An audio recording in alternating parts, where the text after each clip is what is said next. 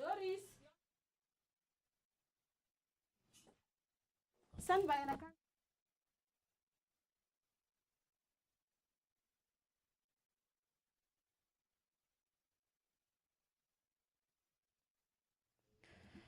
Good afternoon to you and welcome to this live broadcast of the National Assembly, this being the 6th day of October, the year is 2022, with a lot lined up before the floor of the House. And remember, this live broadcast is brought to you courtesy of the collaboration between the Kenya Broadcasting Corporation and the Parliamentary Broadcasting Unit. My name is Gladys Mungai, and I'll be taking you through the highlights in the order of business this afternoon.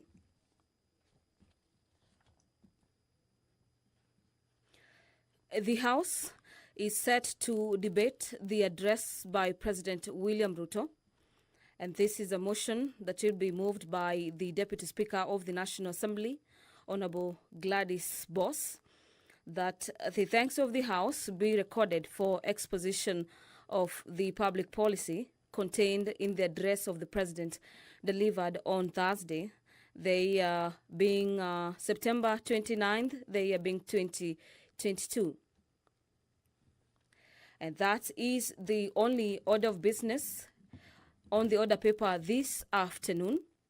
But that notwithstanding, the Speaker of the National Assembly, Honorable Moses Wetangula, is set to address the House on the issue of who is indeed the majority in the National Assembly. And following that, so to speak, push and pull on who indeed carries the day in the National Assembly, the House Business Committee, which is usually formed during the very first sitting of the House, is yet to be formulated. And so after Speaker Moses Wetangula gives directives in regards to that particular issue, the House is set to swing into action and nominate members to sit in the powerful House Business Committee to ensure that the agenda of the House as well as business of the 13th Parliament commences in honesty. Yesterday, we had members of Parliament speaking into the issues raised by the President in his address to the bicameral Parliament, basically singling out the issues to do with economy, the Hustlers Fund, matters cost of living, as well as divergent opinion on issues of corruption, as well as addressing matters to do with the unity of the nation. And in his address to the nation, the President highlighted some of the issues and particularly called upon Parliament to ensure that the two houses work together for a seamless delivery of the legislative agenda, and that he persuaded that the legislative agenda be prosecuted and be given bipartisan support by the two houses of Parliament. You'll understand that under the previous Parliament, the 12th Parliament, we had bills that would not be dealt with in a timely manner by either house. The moment either the National Assembly or the Senate is done with the bill, we had issues of bills maybe taking too long to be considered, and we had others being overtaken by the events owing to the adjournment, sine die, of 12th Parliament. And we've had Speaker of the National Assembly, Moses Wetangula, calling upon members to probably consider reintroducing some of the key bills for consideration before the floor of the House under the tenure of the 13th Parliament. And so that is one of the issues we'll be expecting to see probably some of our members of Parliament taking up that particular challenge to ensure that the electorate are not shortchanged in matters of delivery of the legislative agenda. The business of the House will be commencing any minute from now, owing to the fact that the time when the House is set to commence debate or to transact business has already approached. It is already, so to speak, a full House. The House seemingly has quorum to enhance it, commence business this afternoon. On your screens, It is all systems go. The clerks are already, the sergeant at arms rather, are already making their way into the chamber. The mace is at the entrance. And we have the Deputy Speaker of the National Assembly, Honorable Gladys Boss, making her way into the chamber this afternoon. Members of the National Assembly waiting in earnestly for this particular sitting owing to its cruciality. I'll now hand you over so we can follow up on the live proceedings. Enjoy your viewing and good afternoon.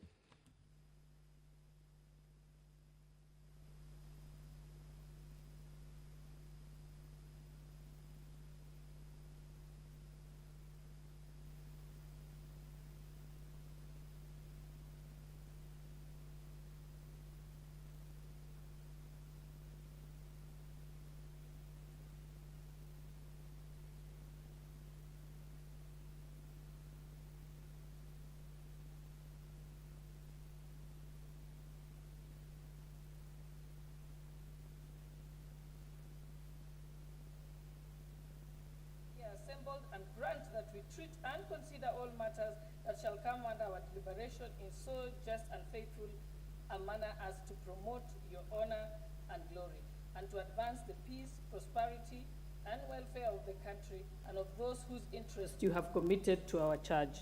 Amen.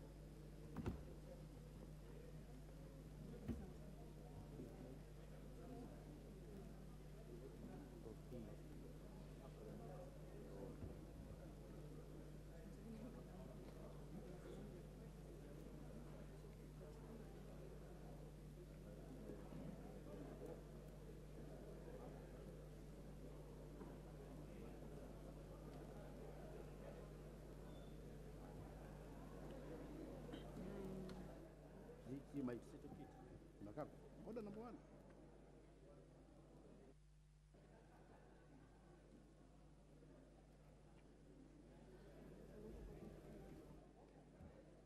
Please order. Order number one, administration of oath. Abubakar Ahmed Talib.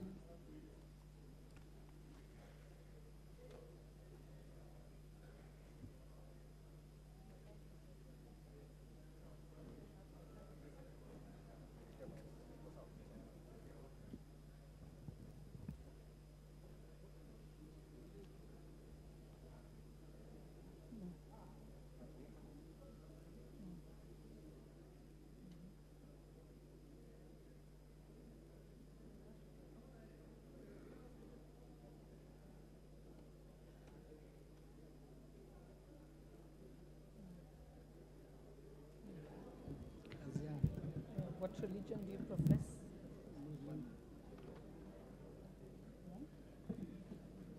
Honorable Speaker, I, Ali Wario Guyo, together with Honorable Hamisi Chome Abdi, wishes to introduce to you the nominated member for Wiper Democratic Movement, Mr. Abubakar Ahmed Taib. What religion?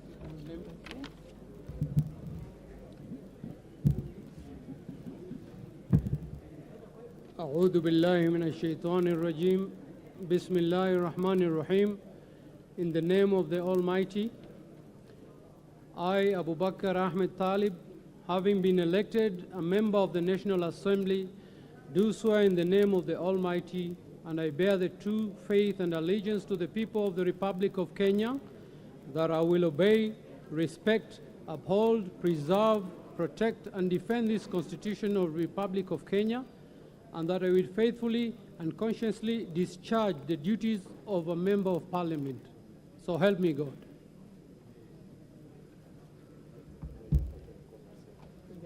Thank you very much. Thank you. Asante. Yeah, thank you.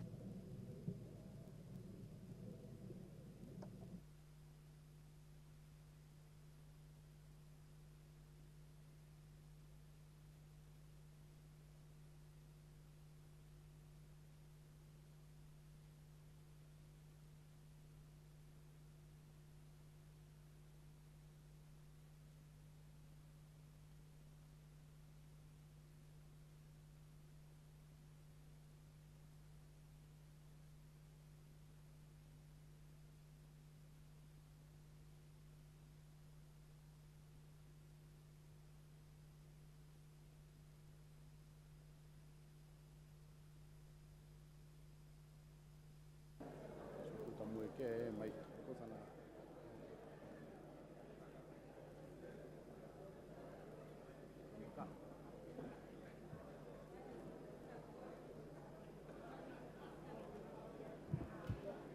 Order number 2, communication from the chair.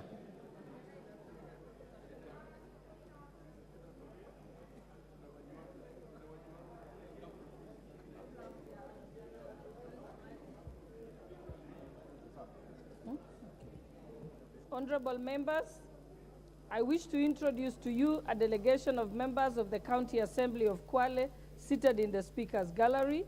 The delegation is led by the Speaker, Honorable Seth Mwatela Kamanza.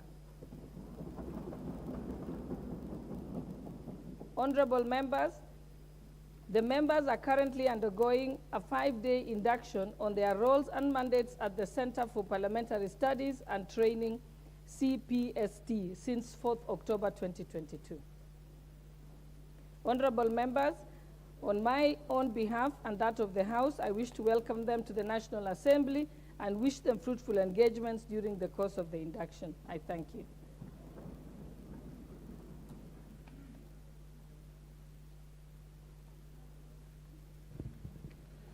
Order number 3, messages. Order number 4, petitions. Order number 5, papers. Order number 6, notices of motion. Order number 7, questions and statements.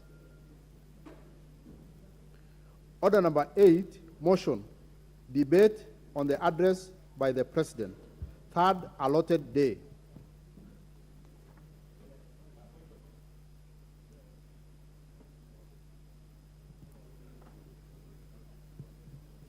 I don't have my... honorable members, I can see the...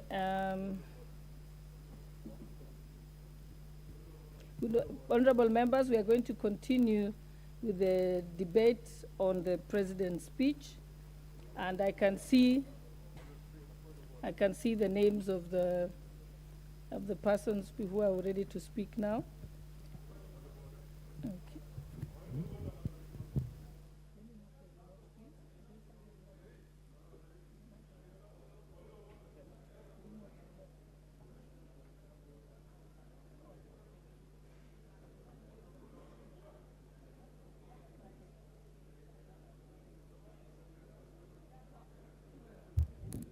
Member for Kiharu, what's your point of order?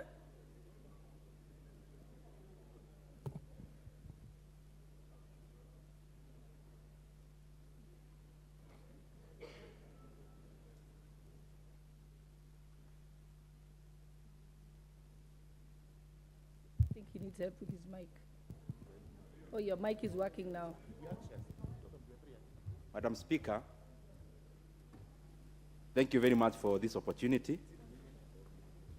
This House is very anxious, and our country is in paralysis, Madam Speaker, insofar as the determination of the majority and minority in this House is concerned. The Speaker had indicated that this House was expecting communication from the Chair so that we are able to determine who is the majority and minority, so that, Madam Speaker, we can continue with the very business that brought us to this House. Madam Speaker, I seek your guidance because the country cannot continue to wait in paralysis, and this House cannot continue to wait in anxiety. Madam Speaker, I seek for your communication.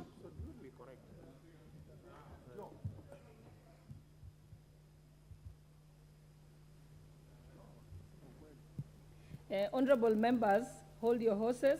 We still have until 8 p.m. So the session is not over yet. And now I will call upon a member for...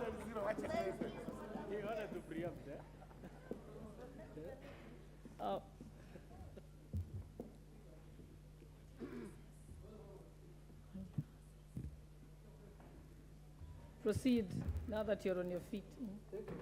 Thank you, Madam Speaker. Madam Speaker, we stand guided as your communication. But Madam Speaker, as you are aware, this is a House of Records and a House of Procedure.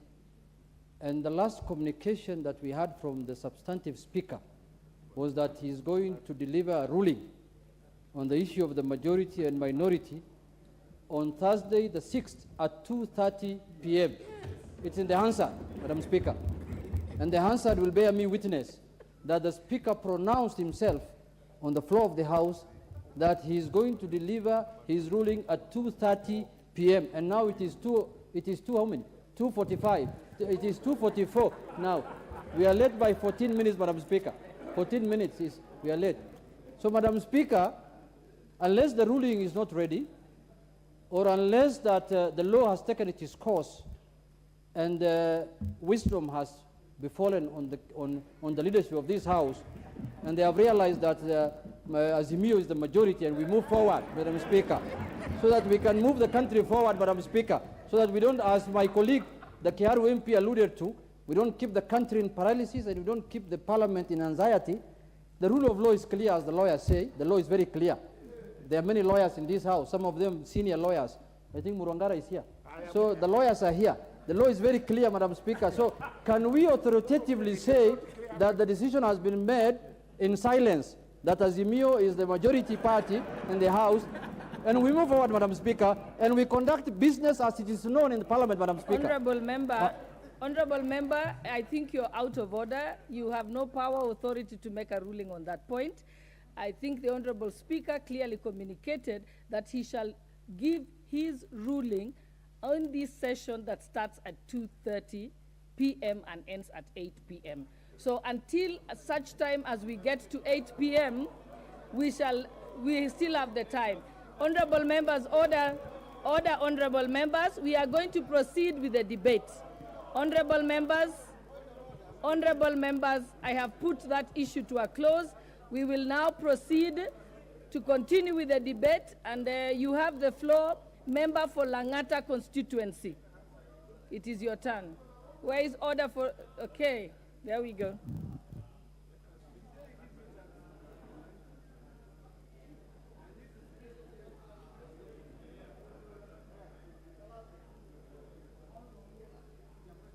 Switch it on.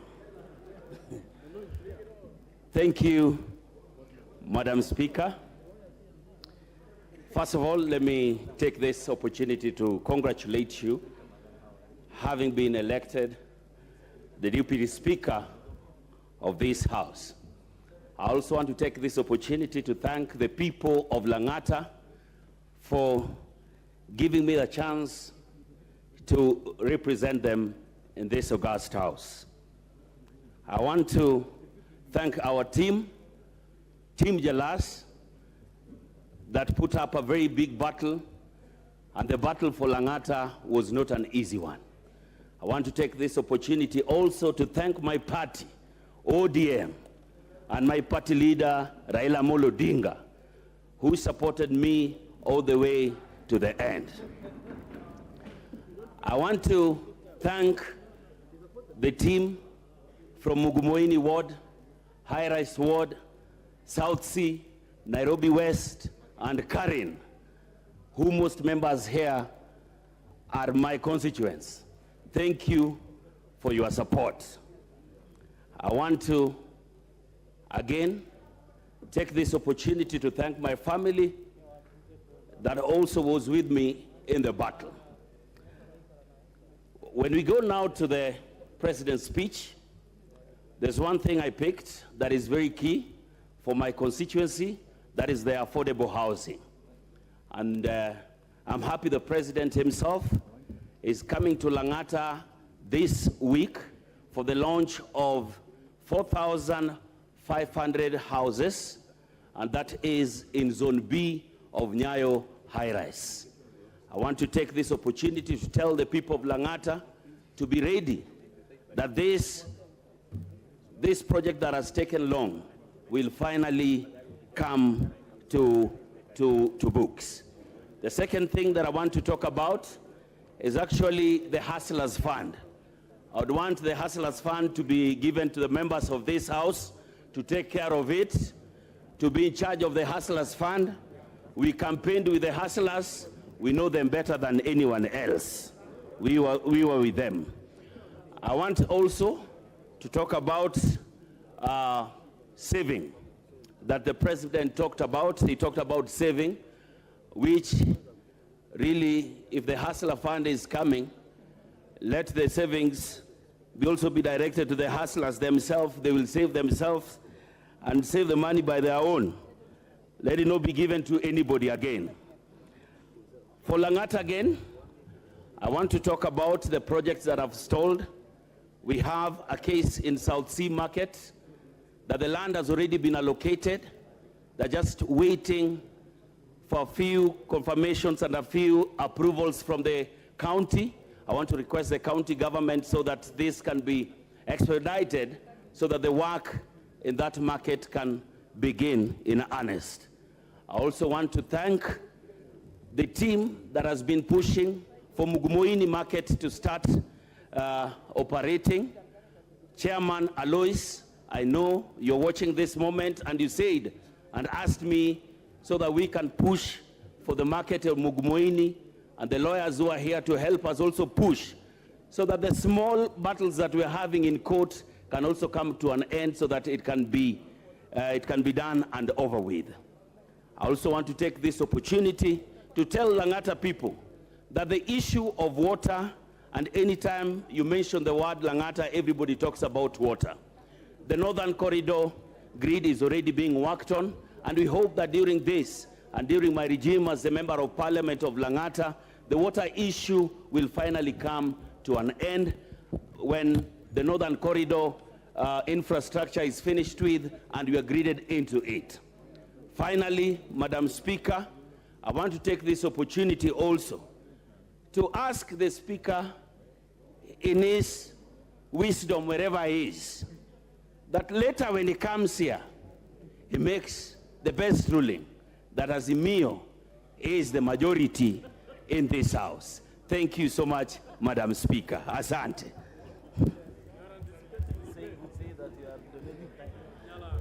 I've donated my remainder time to Salasia.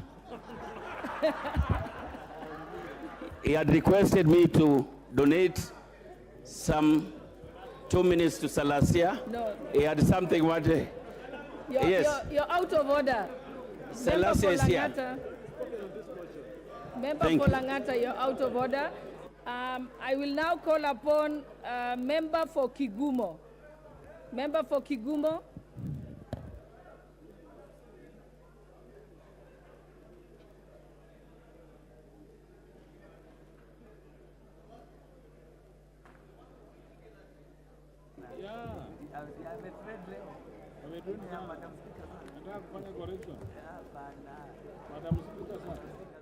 Thank you. Thank you, Madam Speaker. My name is Joseph Kamau Munyoro. I'm from Kigumo constituency. I would like to take this opportunity, first of all, to congratulate the Honorable Speaker, Moses Wetangula. I would also like to congratulate you, Madam Speaker, on your election as the Deputy Speaker. Also, I take the opportunity to congratulate our President, His Excellency William Samoei Ruto, and the Deputy Rigathi Gachagua on the election. Secondly, I would like to thank the people of Kigumo for giving me this opportunity to serve them as their representative in this 13th Parliament. People from Kahumbu, Mudhithi, Kigumo, Kenyona, and Kangare wards, I thank you, and I promise you that the election that we conducted and you gave me the votes overwhelmingly, I do not take it for granted, and I'll endeavor to serve you and assure you that all the promises I made will be gotten. I would like to take this opportunity also to thank my family, my dear wife and children, for the support that they gave me during the campaigns, and also my extended family, my brothers and sisters, my mother in Mareira, for giving me the support that was required when we were campaigning for me to be able to get to this Parliament. I assure them that our family name is in safe hands. I would like to tell the people of Kigumo that we have projects that we are following up. We have Kangari Market that we know is halfway done. I assure them that we'll be looking at it and making sure that it's complete. We are launching Mudhithi Market. We'll do groundbreaking next week. And I assure them that all the projects that we have in the constituency, we will be able to make sure they are completed during my term. I would also like to assure them that we've spoken about bursaries, the NGCDF, and I'd like to thank the President for mentioning it here and assuring us that we shall be able to have the kitty so that we can be able to educate our children. We know we have a lot of them at home, and we know some of these kids can only be helped by being paid for school fees by the kitty. And we assure them that we'll do that without favor, and it will get to the people who will be needy. To comment on the President's speech, I think one of the things that really touched us as people of Kigumo is we come from an agricultural constituency. We have tea, we have coffee, we do dairy farming, horticulture, and a lot of us are touched by farming. So the issue of fertilizer subsidy has really helped us, because that is directly money that has been put in people's pockets by the President's order to have the money, the cost of fertilizer reduced. I would also like to ask the President, because I saw him meeting with the Tea Board of Kenya yesterday, that we also look at the market as we get the farmers, especially tea farmers, so that we do away with the cartels that control the pricing. That since he's decided that we go with a brand that is Kenya, we stop having blends. He looks at having a better market for our tea farmers so that we can put more money into the pocket. I would also like to thank him for mentioning the Hustler Fund, and we are waiting for the kitty because our young men and women are at home and most of them are jobless. Most of them don't have capital that would be able to help them start their businesses and run so that they can be able to feed their children. He also mentioned the issue of water. One of the things that is really a problem, especially in the lower areas of our constituency, is water problems. I would like to be involved as much as possible, because if you're increasing the water supply from 60% to 80%, the constituencies that suffer most should be at the front line. And the lower area of Kigumo, especially in Kahumbu, parts of Mudhithi, and also I know in areas of Kangare, we will need to be supported and make sure that we are able to get water. We have the issue of electricity, he also mentioned, and we want to connect our people so that people can start their businesses, even in the Juakali sector, and they are able to run and be able to get an income from their businesses. Madam Speaker, I'll also mention the issue of interest rates, and especially the Fuliza issue. We know a lot of people have those loans on their phones. Some of them nowadays can't transact using M-Pesa, and the lowering of these interest rates is really a good thing for us, and I hope they can even be lowered further, because even the 50%, I believe, is still high. We have issues that he raised of the cabinet secretaries coming into the House of Parliament so that they are asked questions. We have the Mau Mau Road that is being constructed. We've had issues with it, and I think because it traverses more than one constituency, it would be fair for the CS to answer one question instead of us, each member of parliament, asking a question to the CS on their own, and then they have to prepare an answer for each one of us. So that should be supported, and any legal framework that will come into this house for us to be able to actualize that one, I can assure the president of our support. I will finish by saying that coming from an agricultural constituency, we will still need more to be done for our agriculture. There is market for our house avocados. We need to be assured, because we need a law that, because we have a somewhat of a cartel in the avocado industry, so that everybody can be able to sell their avocados directly without having to go through brokers, and we assure you that we get more money for our avocados. I will finish with saying that any legislation that will come into this house, that will be to support and actualize the promises that have been made by the UDA government and our president. So long as it is serving our people, they can count on my support, and also assure our Kigumo people that their interest of being represented will be well done. Legislative functions, I will make sure that laws that are passed here also support and favor us, and assure them that we shall oversight the government. I thank you, Madam Speaker. Thank you very much. Thank you. Member for Dagoretti South.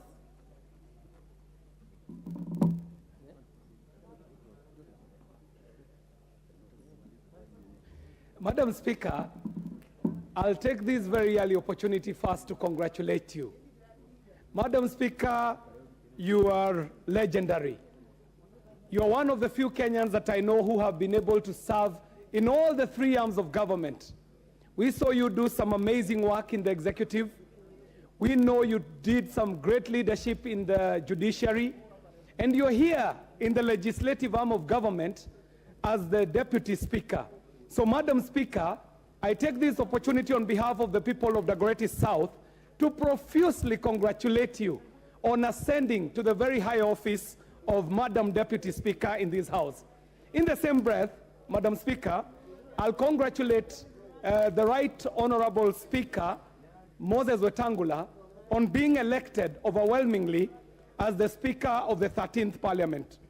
Madam Speaker, this is my first address in this House on a substantive issue, so I take this opportunity to thank the people of Dagoretti South constituency who decided that Kweli, it's time for us to get back to Bunge and do that which we had started in the last term. Madam Speaker, on this issue of the speech by the President, I wanted to just concretize it into the thematic areas, Madam Speaker. I was able to note that the speech by the President was succinct. It was short, it was sweet, and it was to the point. And after all was said and done, out of the many paragraphs, one is able to summarize it into 7 very profound thematic areas. His Excellency the President was able to speak on agriculture and food security and the grand plan that he has. But not only is he speaking about it, he has already actioned it through executive action, because we saw him moving our subsidies from consumption to production, Madam Speaker. And on that alone, I want to commend His Excellency the President. This is a man who was elected on the back of a wave of a campaign that was driven by hustlers in this country.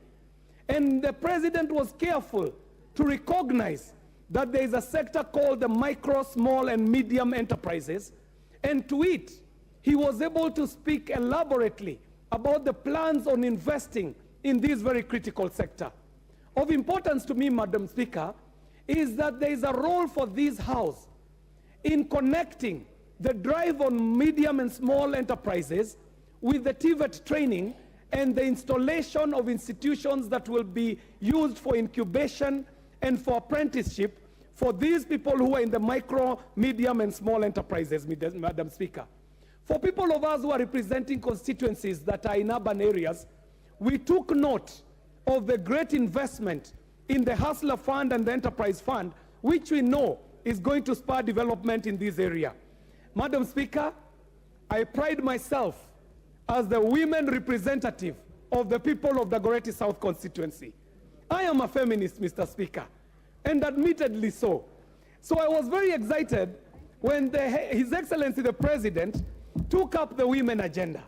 We know what the plans are. We saw them when he was signing charters with the women of this country. Not only did he sign a charter, he transformed it into an agenda in his manifesto, which ended up becoming the Kenya Kwanza plan, which shall be implementing. I commit, as a feminist and the women representative of the people of Dagoretti South, I commit to support any legislative agenda that will push the women agenda in this house. Madam Speaker, His Excellency the President was keen to bring up the issue on the health agenda. Each member of parliament here will tell you that when they are doing their clinics on Monday morning, the biggest issue that they have to contend with is how to pay bills. How to pay bills for hospitals, how to pay bills for the diseased. Madam Speaker, this country cannot afford to continue paying for health out of pocket. When His Excellency the President will champion bills to reform NHIF in this house, Madam Speaker, I shall be a champion. I will be championing for the reform of the health sector, for the reform of health financing, and for that I commend the President for putting it in his speech. Madam Speaker, we have been told that there is a task force coming up to review CBC. So when it came up as an agenda on the President's speech, I was excited because some of us have children, some who are in standard 6 this year. We want to know, what does CBC mean when a young child who is 12 years old is taken to a high school and has to be in school with people who are probably 19 years, some 18 years, and this is a young student, probably age 13 or 12. So when we go into this issue of education, Madam Speaker, I know even this House shall be involved in recommending some changes to this CBC form of education, and this task force will be one of the things that will be a highlight in the life of this Parliament. Madam Speaker, His Excellency the President applied himself on the issue of ICT and the digital economy. Madam Speaker, this is the sector that brought me up. And I would like to report to this House that in the world that we are living today, ideas are the currency. Data is the currency. If we do not take note of the new and emerging economies in the digital economy and the creative economy, Madam Speaker, then we shall not be fit for purpose in a time such as this. So, Madam Speaker, it is my joy and celebration that His Excellency the President, from this very important speech, was able to address the issues of the creative economy, of the digital economy, the question as to whether telcos should continue operating as banks, whether they are regulatable when they are operating under where they're being regulated under Communications Authority, while they are also conducting monetary business that should be oversighted and regulated at CBK, is an issue of concern.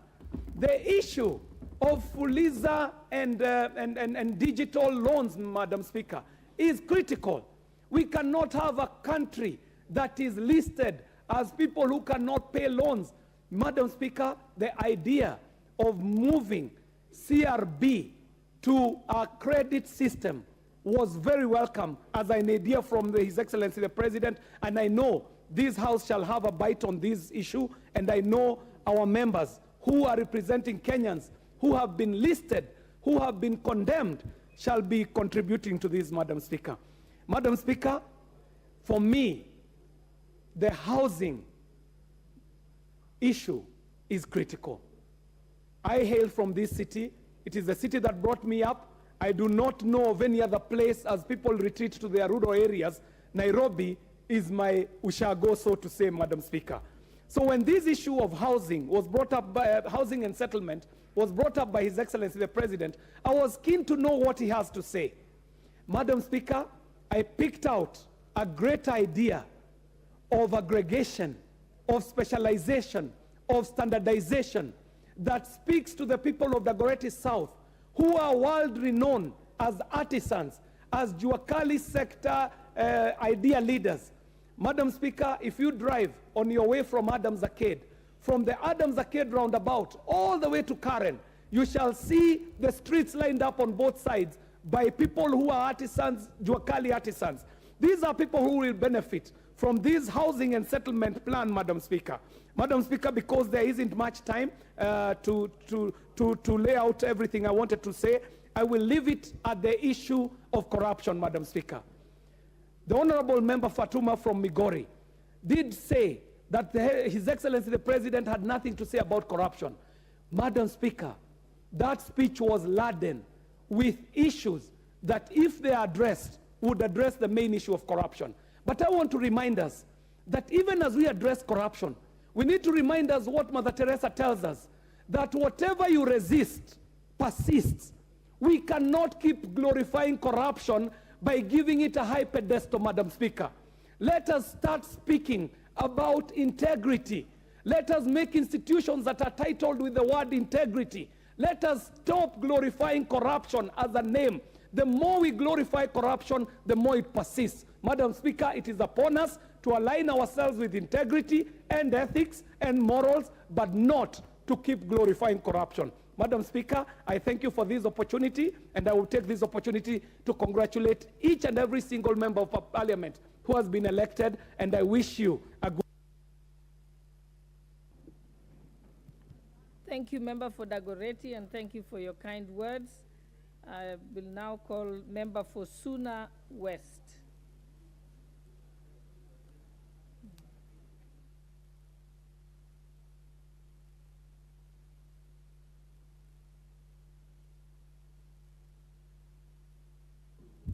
Thank you, Madam Speaker, for giving me this opportunity to contribute today in this house. First, I want to congratulate you for being elected the Deputy Speaker of the 13th Parliament. Madam Speaker, before I say something about today's agenda, let me thank the people of Suna West, the great people of Suna West, for electing me for the second time to represent them in this very important house. I want to thank the youths, the religious leaders, professionals, the business community, all those who worked down 24 hours to ensure that my second victory is one which I'm not even taken to court to be challenged. Mr. Speaker, Madam Speaker, well, as I continue to contribute in this today's motion, there are several areas that I want to mention, more particularly about the youths. Madam Speaker, we are talking about hustlers' money according to the President's speech. But hustlers are, some are old men, some are old women, some are youths. But particularly, I want us to emphasize on the issues of youths of this country, Madam Speaker. Many were promised that they will be pesa mfukoni, some were to be given 6,000 every month. But now that all of them are lamenting, if you read the book of Habakkuk, they don't know where, if there is money in their pockets, or at the end of the month they are going to get the 6,000. Can't we formulate a policy that we have a youth commission that will ensure that if small and medium enterprises money is given, youths are considered, because one, they don't have the startup capital, and two, they don't have major representative in both houses. So, Madam Speaker, I'll request this House, as we move forward and discuss this particular speech by the President, let us, as legislators, emphasize on the issues of youth so that they can be part and parcel of this country. Madam Speaker, on the universal health coverage, yes, we want to try to increase number of people being covered by NHIF. But let us also consider the standards of health in this country. Madam Speaker, we have very few referral hospitals. And if these hospitals, we don't increase the number to every county having a well-equipped referral hospital, we will continue losing the citizens of this country simply because they cannot access a standardized and health services. On the same note, Madam Speaker, we may talk of universal health coverage, but what about the health workers? Do they have a good representation? Because as we talk now, the county governments, the 47 counties, are not managing our health workers well. This House should consider forming health commission so that they can deal with the issues of health workers in the country, Madam Speaker. Madam Speaker, as well, on the same note, I want to talk about infrastructure. In the President's speech, he did not cover it. The people of Suna West were expecting a lot in terms of infrastructure. We have a major road in Suna West called Kababu Pinyu Adera Road. It is still unusable. And we were expecting a lot of money was to be put in infrastructure so that we can benefit from this money to make this road to bitumen standard. Madam Speaker, we have civil servants in this country. As we all know, that the living standard now, the cost of living is so high, but the salary remains the same. We need to look into our civil servants. We need to look into our men and women in uniform when we are discussing economy, because in their circumstances, very few people are thinking about them, but the living standard, the cost of living is very high in Kenya today, Madam Speaker. Madam Speaker, I want to talk about education. Our education system is confusing. Let us formulate policies which can guarantee standardized education. Today, even the professionals are not very sure of what is going to happen tomorrow. January is just next door, but we don't know which system we are going to use. But above all, Madam Speaker, the government has tried over a period of time on the issues of free secondary education. But the question is, the money allocated to each student in secondary school, is it sufficient as per the current situation? Something needs to be done about that. And apart from that, what we need also to do concerning school fee, Madam Speaker. Now the price of unga is 200 and something shillings. And principals are buying maize from the same market. And the allocation which was done 10 years ago still remain constant. Are we doing favor? Are we doing justice to these schools and our students, or we are losing it, Madam Speaker? So as legislators, I believe we can do something to salvage this country. Madam Speaker, I want to talk about the issue which was mentioned of KRA. World all over, I've been doing some small research. There is no friendly tax collector. A tax collector is a tax collector. The best thing which can be done is to come up with good policies where those who are paying tax can see or feel the value for their tax. By doing so, nobody will be complaining about paying tax. We need to see good roads, good hospitals, salary increment, Madam Speaker. Madam Speaker, on the issue of security, what are we doing about our people who are not secured? Are we increasing the number of vehicles to police officers? Are we increasing the salary for our men and women in uniform? Are we jailing criminals, or we are letting them free? Our court should do something about people who are bringing insecurity in this country, Madam Speaker. Madam Speaker, finally, I want to congratulate each and every member of this 13th Parliament for being elected. But I want to remind them that as we are being celebrated now, the next day we are going to be the enemies of the public. So we need to do things which will be remembered with. Whether you are in this house or outside this house, you must develop your people to an extent that when you are not in this parliament, people will still talk about you years after you have existed positions of leadership.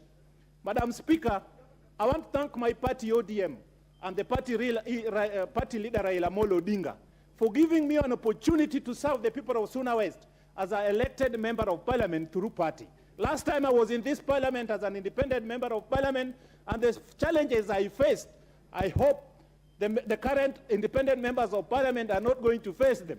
Therefore, we need to strengthen parties so that democracy can prevail in this country. We need people like Raila Amolo Odinga to be respected, to be given opportunity as the few statements we have in Africa today. Madam Speaker, allow me to say this. As we are talking about Azimio and Kenya Kwanza, we must know that there are people who contributed to the liberation we are enjoying today. Sometimes back there are areas who could not even develop themselves because there was no devolution.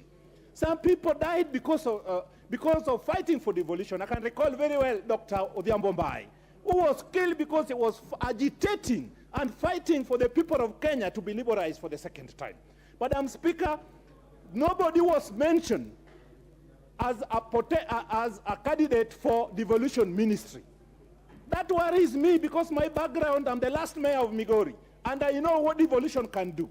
So therefore, something needs to be done so that we have a very powerful devolution minister so that we can strengthen our devolve unit for people to get services, even if you are in government or you are not in government. Thank you, Madam Speaker, for giving me this opportunity. What's your point of order? Member for Elders.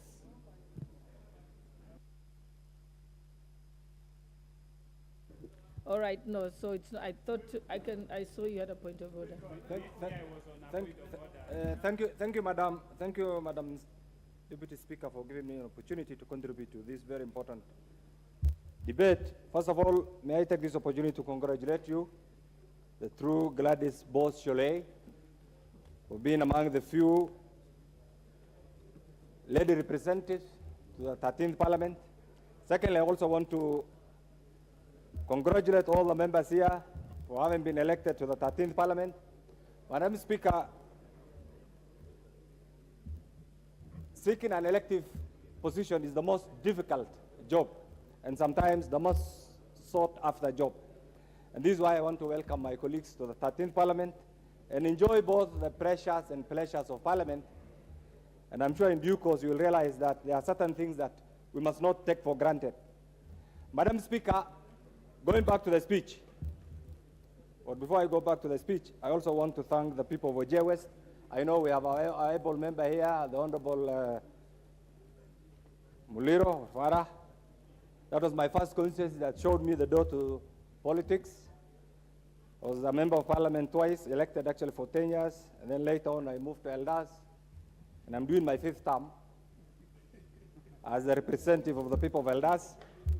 Madam Speaker, one of the things that I've enjoyed in this speech, and I must appreciate one time with current actually president, who were classified as the young legislators, and we benefited from a program called the Young Legislators Program, sponsored by the U.S. Embassy, and we went around globetrotting actually to benefit from the benefits of being a newly elected young member of parliament. That was 1998. We were there in America, visited over 18 states, and that really opened the door for us. One of the things that I appreciate and experience very good about this particular speech is respect for the separation of institutional roles. For those of us who are there and participated in the midwifing of the current constitution, one of the things that the August 2010 constitution actually emphasized is respect for the rule of law, and the respect for the rule of law is anchored in our constitution. Madam Speaker, you are a lawyer of many years' experience.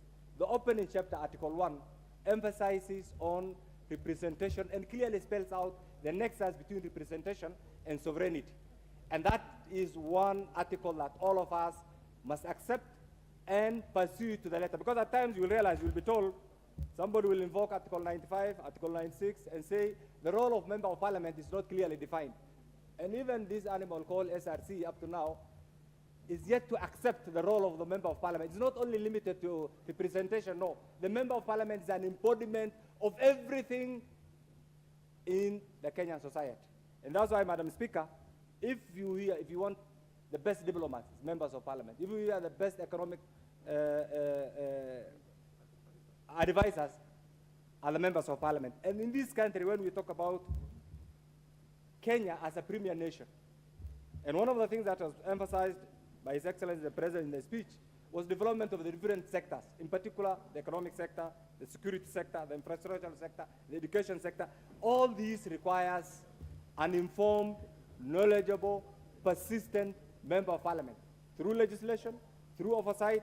And this is why, for me, Madam Speaker, without CDF, and I'll ask my colleagues here to accept this, and we should say no CDF, no representation. And I think that should be the slogan. Because without CDF, there's no need of being a member of parliament. And this has been history. You need to go back to where we were in the 90s without CDF. And the member of parliament was a miserable human being. What has given life, human dignity, and face to representation is the presence of CDF. Please, whatever you do, regardless of our different political persuasions, CDF must remain an integral part of our day-to-day activities. That's why I appreciate when His Excellency talked about retention of CDF. And I'm sure how that will happen is up to all of us to pursue it to the letter.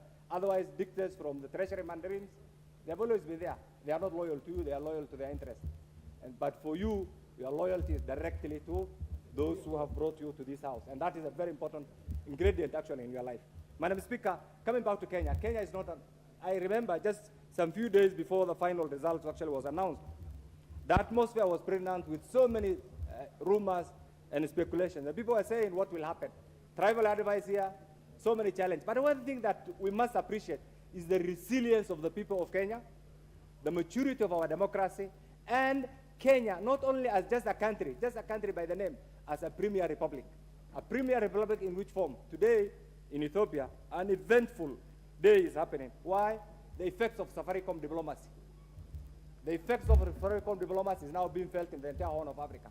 And we're going to be very proud of that event, because very soon, the benefits of Safaricom will be felt all over. Equally, Madam Speaker, Kenya is an economic hub. Kenya is a security hub, it's a diplomatic hub. These are things that we must appreciate as citizens and as the representative of the people. Madam Speaker, the other day this country was voted as the best in human resource capital. What do we need to benefit from this is our diaspora diplomacy. I know very soon there will be an inclusion of the Hassala diplomacy as one of the tenets of our foreign policy. But before that is domesticated. The diaspora diplomacy has greatly contributed and improved, greatly contributed to our economy. It's something that each one of us here as a parliamentarian, as part of our parliamentary diplomacy, must be prepared to engage in. And this is why, Madam, in this era of representation, if you look at another jurisdiction, in other democracies, parliamentarians are the best diplomats. In the Kenya context, the parliamentarian is not regarded as somebody well-informed, simply because of the basic definitions that other people who are not friendly to parliament have given to parliament. Madam Speaker, one thing, the issue of drought, His Excellency the President has alluded to this, but one thing that colleagues from northern Kenya actually must accept and pursue, the era of food relief syndrome must come to an end. We need irrigation. We need water, Madam. We need to revive Kenya Meat Commission. We need to revive the Kenya Livestock Marketing Authority. These things have died over the years. Madam Speaker, in 1968, Kenya was the leading beef exporter to the whole world. Today, we get our beef from Botswana. In 1968, Kenya was the leading donor nation. In fact, our GDP in 1968 was the same as South Korea. Today, the GDP of South Korea is 50 times that of Kenya. And yet they have no natural resource. These are things that we must deal with. These are things that we must address as citizens of the Republic of Kenya. And finally, Madam, I know we are approaching a very difficult time because of the rise in inflation, the economic stagnation, Madam Speaker, the unemployment. And these are things that really, if we put our heads together, we can easily salvage.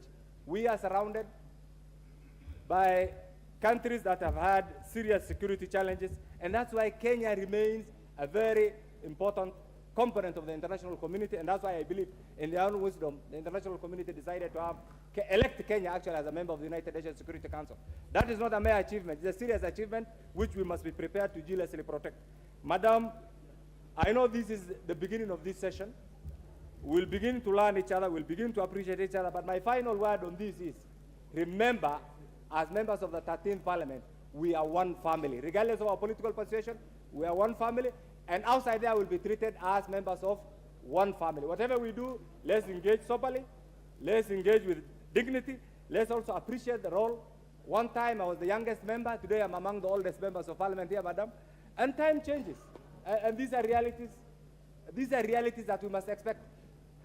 And appreciate that my contributions, my experience will add value to you. You are coming in will also value into you, and ultimately we will have the best representation in the 13th Parliament. Thank you, Madam Speaker.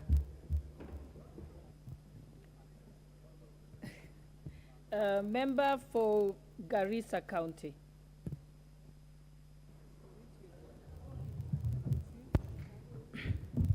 Thank you, Madam Speaker. My name is Amina, Women Representative, Garissa County.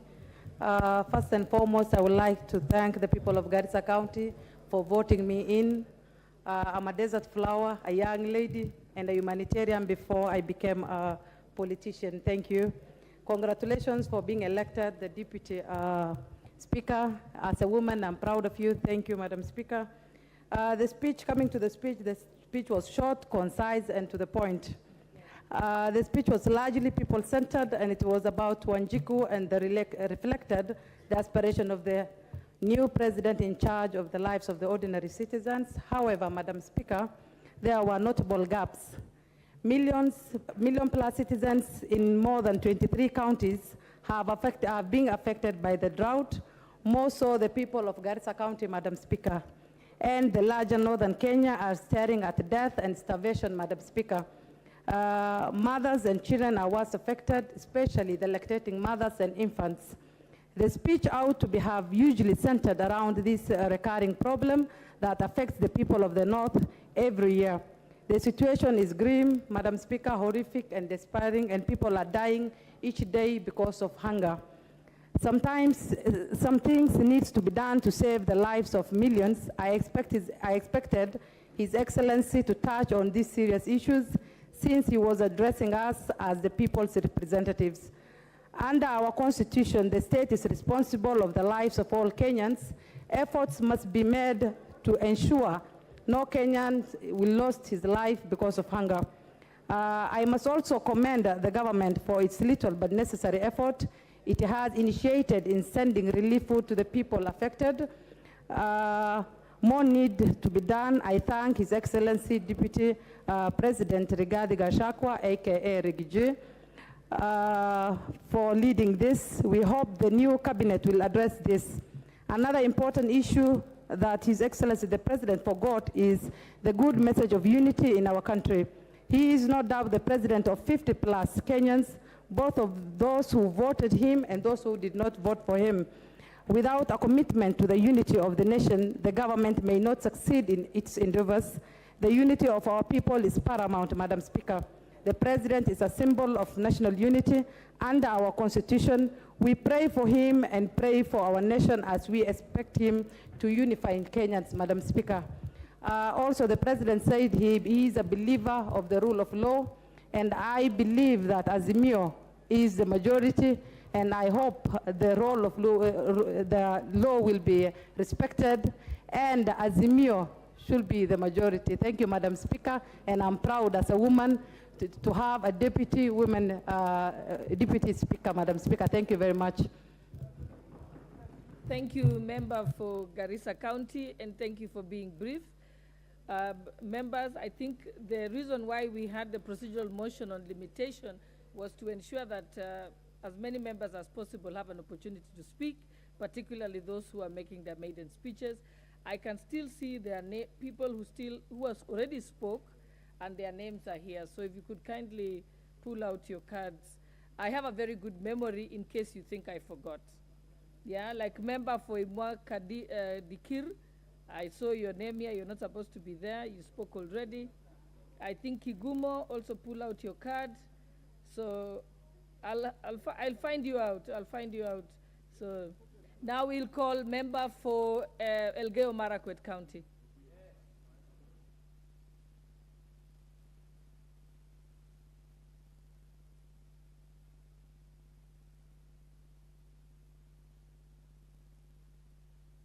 Member for Elgeyo Marakwet County, proceed.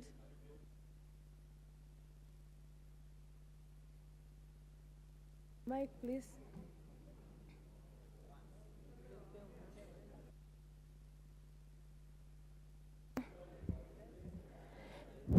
Okay, thank you.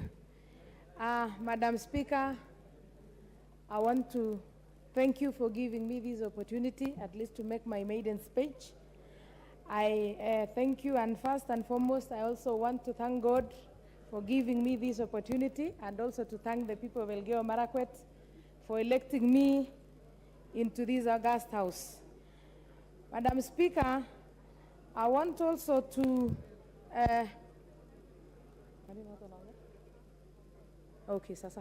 Madam Speaker, my journey to the August House was not easy. I come from Elgeyo Marakwet County, and you know it was the bedroom of UDA party. But the people of Elgeyo Marakwet believed in me and voted for me overwhelmingly. And I want to thank God because of that. So I also appreciate them. Madam Speaker, I come from a county that has so many challenges. And one of the challenges in Elgeyo Marakwet is the issue of agriculture. People of Elgeyo Marakwet, Madam Speaker, most of them, 100% of the residents of Elgeyo Marakwet are farmers. They are either keeping domestic animals or they are farming. Madam Speaker, the issue that has been affecting the people of Elgeyo Marakwet recently is the issue of fertilizer, and I want to applaud the President for talking about the subsidizing the inputs of farmers. So I want to commend that, and I believe that going forward, the life of a farmer is going to be as rosy as the life of somebody who lives in the city and enjoying what comes from the farm without knowing the hustle and the bustle that the farmer is going through. Madam Speaker, I also want to assure my people of Elgeyo Marakwet that I'm going to make sure that we handle the issue of banditry in the Kerio Valley. Madam Speaker, the people in Kerio Valley don't enjoy peace because there are people who have taken law into their hands, and they live with firearms the way they want. So, Madam Speaker, going forward, I believe that in this house, through this house, I'm going to make sure that I legislate properly and make sure that we're going to live like any other person living there. The issue of banditry in Kerio Valley, Madam Speaker, is about time that is categorized like terrorism, because a bandit is more than a terrorist. Madam Speaker, if you can remember last year, the people who died in the Kerio Valley, who are killed by people who have illegal firearms in their hands, are more than the people who are killed by Al-Shabaab maybe in the past 5 years. So the Al-Shabaab and the bandits are all in the same category. And through this house, Madam Speaker, I'll ensure that we are going to categorize those people as terrorists, and probably it will come to an end. The issue of banditry will come to an end. Madam Speaker, I also want to talk about, I also want to assure the people of Elgeyo Marakwet that we had two projects, the Aror and Kimwarer Dam projects, Madam Speaker, that the previous government ensured that they massacred those projects at the expense of the benefits of the people of Elgeyo Marakwet. I'll make sure that the same projects are brought back so that it can help the people of Elgeyo Marakwet to do irrigation, to irrigate and be able to farm their crops, Madam Speaker. Allow me also, Madam Speaker, to thank the President of the Republic of Kenya for ensuring that he has the issue of Mama Mbogas and the hustlers. This country, Madam Speaker, the gap between the rich and the poor is widening day and night, because the poor people get poor daily.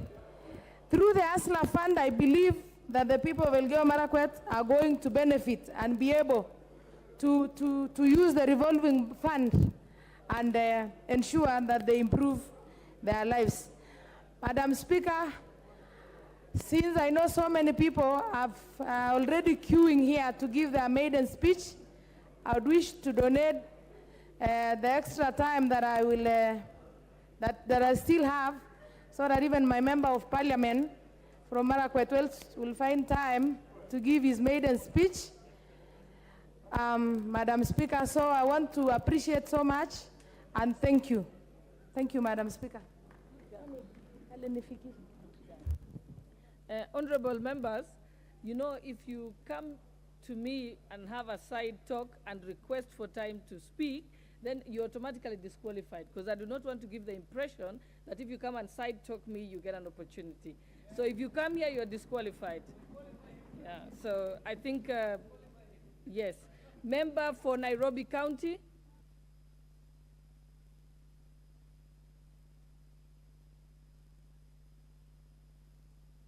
To inquire if your card is working, then you ask the clerk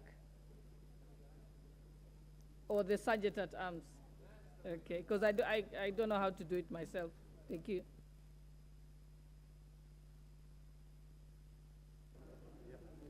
Thank you, Madam Speaker. Allow me to first start by congratulating you for being elected as the Deputy Speaker of this august House. I also want to congratulate our Speaker, Honorable Moses Wetangula, for being elected, and to congratulate every member of Parliament that made it back. It is said that we are the highest number, we had the highest number of returns in Parliament, so I want to congratulate all the members. And I also want to congratulate my worthy opponent, Millicent Omanga. We had an amazing campaign together. We did not tread on each other's toes, and she accepted and conceded defeat, and at the same time congratulated me. I think that's the kind of politics that we want. While I stand here, I want to congratulate also the country. Kenya as a country has actually come and grown in democracy. We have had a peaceful election. There are lots of people that were hurt by this election, over 7 million people. But I want to say that we stood for the democracy, and that democracy is the respect that we all have. The people that supported Raila Amolo Odinga and the Azimio fraternity, the respect that we have for democracy, and I want to congratulate Kenyans for that peaceful election. We're a model for the entire world. I also want to take this opportunity to thank the Nairobi voters, those who voted for me, those who didn't vote for me, and those who didn't show up to vote. I want to say that we understand that there might have been a lot of voter apathy, and that is something that we as leaders will strive to work for, to strive to make you understand that voting is an important exercise. 8 million people did not show up to vote, and that should be a concern to every elected leader. Now we are here to discuss the presidential debate. What I would like to say is, while we're looking at the presidential debate, the one thing, sorry, not the presidential debate, the presidential speech, I would like to first congratulate the president for being sworn in as the president of this country. And while I looked at the speech and I heard the speech, Madam Speaker, the one thing that I say is that this country, after an election, we try to come together. And today, as we sit here and we discuss the presidential speech, I want to say that the president talked about and touched on a number of issues. For me, it's not about whether it was a long speech or a short speech. What I took back, continue the programs that they had in the last in the 12th Parliament. The programs like housing, the problems like food for security, infrastructure, and I believe that that kind of continuity is important. As a woman representative, when I came into office, I found projects that my predecessor had done but not completed, and I continued with them. So that is very important. We recently accompanied the president as he was launching housing projects. So that is a project that started in the last administration where he was the deputy president, and it's a project that he wants to continue. I like the fact that he actually spoke to the fact that the rental income will be low and that the people will be able to afford the houses. Nairobi has got a slum in every corner. The people of Nairobi want better housing. That was part of the agenda, the 4 agendas of the government, and I believe that continuity of programs that are good will be very favorable for this country.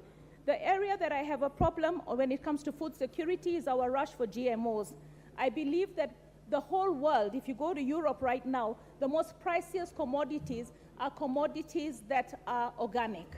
So when we start thinking of GMOs, I believe that we should start trading slowly. Much as we want to feed our people, we have to make sure that we understand that as a country, we want to be also able to not just feed ourselves, but to export our products. We have to think twice, and we have to educate the people, because with the rise in cancers, if we rush to GMOs, we might end up also having a situation where we're increasing our medical costs, and we also have UHC as a big program for this country.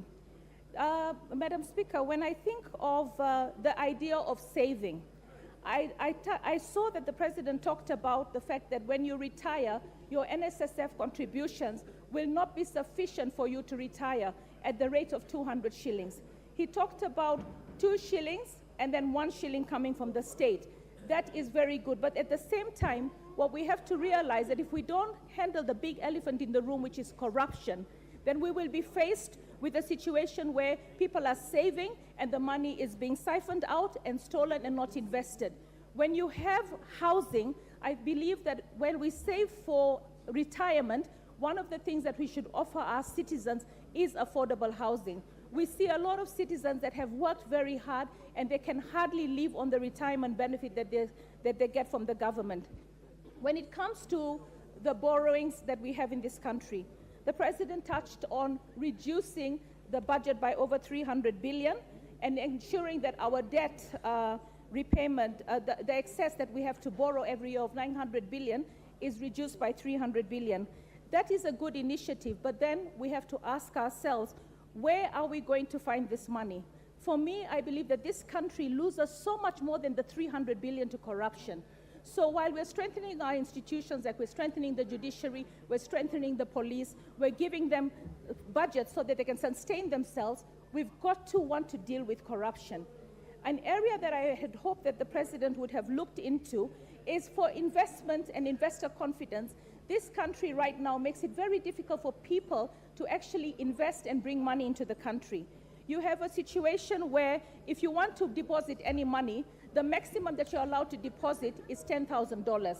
A lot of Kenyans have got money outside of this country, and they cannot come and bring this money into the country, which we desperately need. I believe that we should allow some kind of amnesty to bring in the money and remove that obstacle where you have to deposit only 10,000 and provide sufficient documentation for it. The problem is that is stifling a lot of people coming into this country to make investments. I believe that not every money that comes into this country, over $10,000, could be stolen money, but we're making it very difficult for people to actually come into this country to invest because of the red tape that we have. Kenya as a country, I want to say that we are blessed, but we have a situation right now which is drought. And drought and the interventions that we need from the government, I mean, it is sad to see that right now, Kenyans, in so many parts of this country, children are dying from malnutrition, children are dying because their parents cannot afford to give them healthy, nutritious food, and people are dying because there's actually no food in the country. So while we talk about the fact that this country does not have enough food, I think the most important thing that we have to address as a country is also family planning. At the moment, we do not have enough family planning in this country. We do not buy commodities. Family planning is dependent on donors. Every country has to plan its population. And in Kenya, we have failed to plan our population. In the 1960s, when Tom Mboya was asked by the BBC, what are your programs for your country? The first thing he said was we have to look at our population, because for us to grow our economy, we have to make sure that we also manage our population. It is really, really sad to see a number of women having children, not because they want children, but because they did not have access to the information on family planning, they did not have access to the commodities. And then these women have children, and then they're condemned to abject poverty. So for me, I know that we say we're a Christian country, but I want you to understand that even God himself was a family planner because he believes in family planning. And in the cycle of a woman, there is a period where a woman cannot have a child. So for me, I think as a country, we need to plan our population so that we can actually look after our environment and also protect the citizens of this country to be able to prosper. Thank you, Mr. Speaker, sir, for giving me this opportunity to contribute to the presidential address. Thank you. Member for Kandara.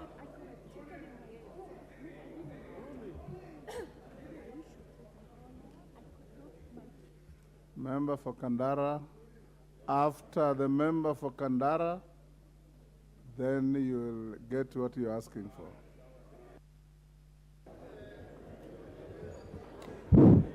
Thank you.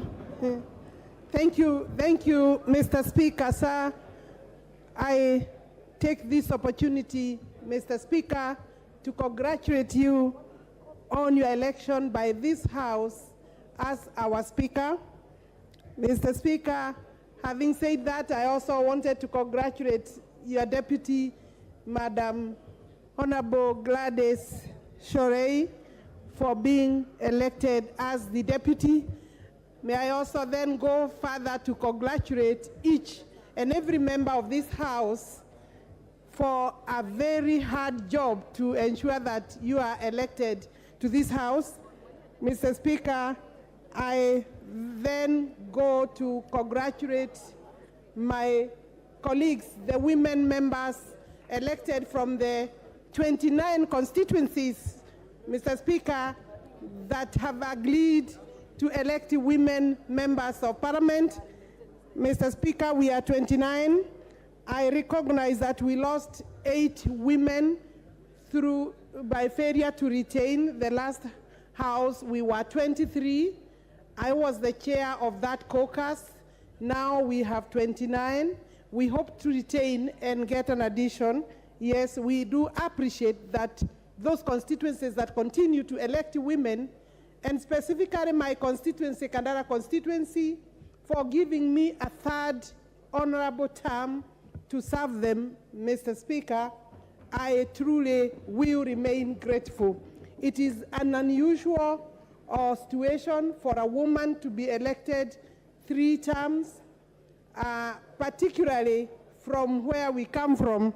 We are still very conservative, and therefore Kandara constituency has demonstrated progressive thinking and action towards political development.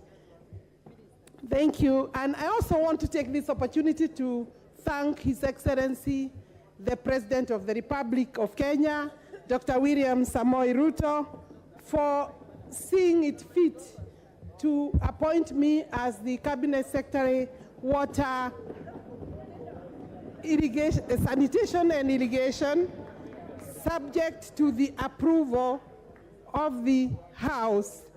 And I truly, subject to the approval of this House. Is a very important process, and nobody should take the House for granted, even though we have received appointment. And I will look forward to appearing before the relevant committee. Thank you. Thank you for those who have said that we will approve. I truly will appreciate that. Let me make some contribution to the address of because I know I may not have much time if I'm approved by this House, and I'm truly grateful for this opportunity to contribute to the address by His Excellency. And for the new members who may not know me, my name is Alice Muthoni Wahome, MP for Kandara constituency, and Kandara is in Murang'a for record purposes.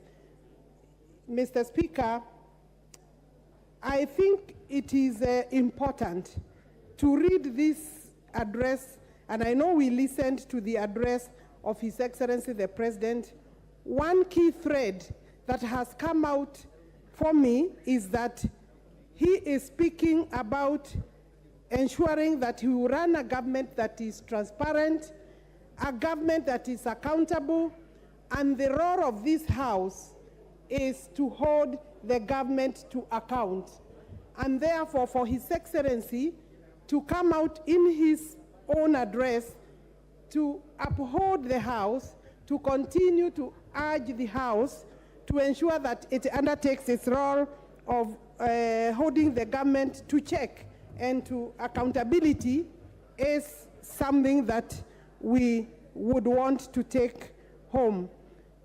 Mr. Speaker, the President has also said that he hopes his legislative proposal from his government will receive a bipartisan approach, bipartisan debate, noting that whatever proposals are brought by the government are proposals for the good and the public interest of the people of Kenya. And therefore, I think it is important that as legislators, we isolate politics from development, and therefore we agree that we can debate, we can disagree as we have done before, we can in fact even haggle and push, but noting that we are legislators, we have a duty to ensure that the government delivers on the promises that it has made. Of course, one key issue is that we did promise as a coalition that we will look at the economy from a bottom-up approach. And therefore, we would expect that the government will continue to look at projects, programs that will ensure that it lifts the people from the bottom upwards, and ensuring that the economy where it is hurting most is addressed as soon as possible. Mr. Speaker, the address by the President also speaks to reducing the borrowing of this country, and particularly the President seems to detest the fact that the country has found itself borrowing to finance recurrent expenditure. Mr. Speaker, no country can be proud if they are borrowing, instead of putting money to development, to production, to industry development, we are borrowing to meet our recurrent expenditure, and therefore appreciate the fact that that has been picked up very early in this government's term. I have also looked at something relevant to the portfolio that have been appointed for, that is ensuring that there is access to water, current water coverage, or access to water being 60%, and that the government hopes that we shall push it to 80%, and we target to raise 500 billion shillings. That is in this address. Mr. Speaker, I hope that it will be possible to work with the public-private partnerships, investors, to be able to raise the 500 billion shillings. My office, if I'm approved by this House, will remain open to members of Parliament and make sure that we continue to work for the benefit of the people.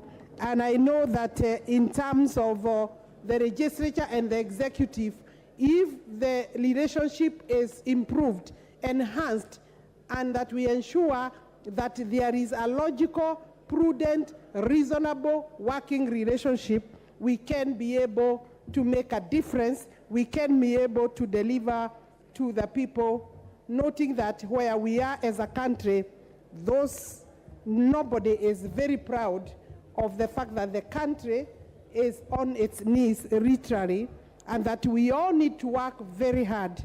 The people of Kandara, Your Excellency, I want to finalize with that, are a bit anxious, fairly anxious. I know that they expected a 5-year term from me, having elected me with quite a good number of votes, and that right now I know campaigns are ongoing. I will be having an opportunity, I'm sure, to seek approval of my constituents to be able to move to the next office. And I know that truly they would have wanted me to serve another term. I do not take it for granted that they gave me that term. I'll be consulting them.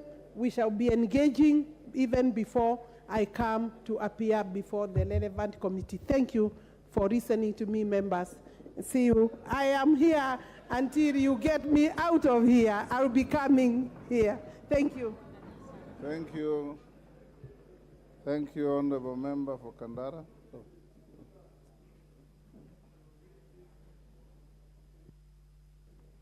Order number 3, messages.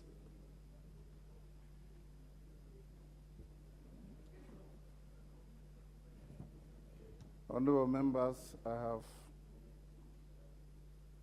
a communication to make, rather a message to deliver, and a ruling that follows our debate earlier in the week. Honorable members, this is a message on the nomination of persons for appointment to the offices of Cabinet Secretaries, Secretary to the Cabinet, and the Attorney General. Honorable members, Standing Order 42.1 relating to messages from the President provides that the Speaker shall read to the House any message from the President delivered to the Speaker for communication to the House. In this regard, I wish to convey to the House that I have received a message from His Excellency the President notifying the nomination of various persons for appointment to the offices of Cabinet Secretaries, Secretary to the Cabinet, and the Attorney General. Honorable members, in the message, His Excellency the President conveys that in exercise of powers conferred on him by Article 152.2, 154.2, and 156.2 of the Constitution, as read together with Sections 3 and 5 of the Public Appointments Parliamentary Approval Act 2011, he has nominated various persons for appointment to the aforementioned offices. For clarity, these provisions of the Constitution state as follows. 152, Cabinet. The President shall nominate and with the approval of the National Assembly appoint Cabinet Secretaries. 154, Secretary to the Cabinet. The Secretary to the Cabinet shall be nominated and with the approval of the National Assembly appointed by the President. 156, the Attorney General. The Attorney General shall be nominated by the President and with the approval of the National Assembly appointed by the President. Honorable members, the names of persons submitted to this House for approval to be appointed as Cabinet Secretaries are as follows. 1, Honorable Musalia Mudavadi EGH, Office of the Prime Cabinet Minister. 2, Honorable Professor Kithure Kindiki EGH, Cabinet Secretary, Minister of Interior and National Administration. 3, Professor Njuguna Ndungu CBS, Cabinet Secretary for National Treasury and Economic Planning. 4, the Honorable Alice Wahome, Cabinet Secretary, Minister of Water, Sanitation and Irrigation. 5, Honorable Aden Duale EGH, Cabinet Secretary, Minister of Defense. 6, Ms. Rebecca Miano CBS, Cabinet Secretary, Minister of East African Community and ASALS and Regional Development. 7, Honorable Alfred Mutua EGH, Cabinet Secretary, Minister of Foreign Affairs and Diaspora Affairs. 8, Honorable Aisha Jumwa Katana, Cabinet Secretary, Minister of Public Service, Gender and Affirmative Action. 9, Honorable Moses Kiarie Kuria, Cabinet Secretary, Minister of Trade, Investment and Industry. 10, Honorable Soipani Tuya CBS, Cabinet Secretary, Minister of Environment and Forestry. 11, Honorable Kipchumba Murkomen EGH, Cabinet Secretary, Minister of Roads, Transport and Public Works. Can the members at the bar take their seats, please?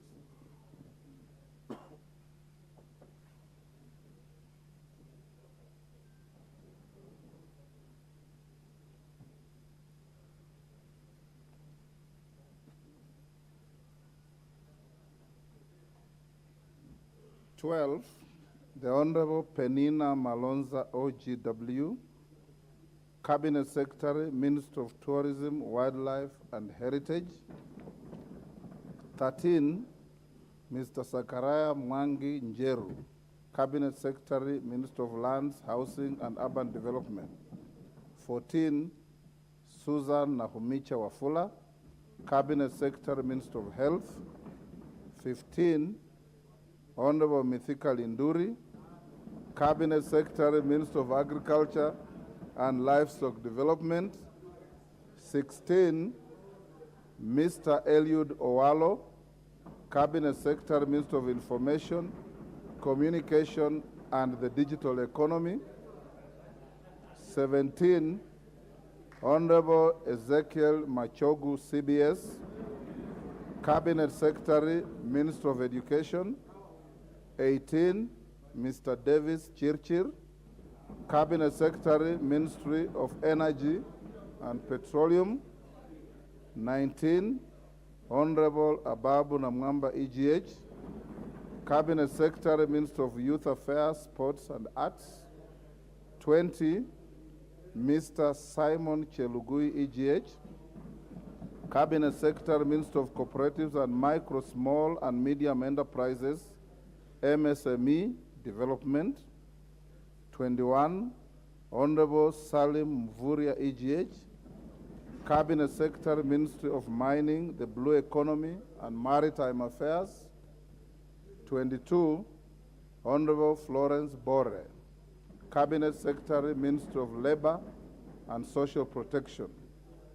Honorable members, in the message, the President also conveys that he has nominated the Honorable Justin Bedan Njoka Muturi, EGH, as the Attorney General and Ms. Mercy Wanjau as Secretary to the Cabinet.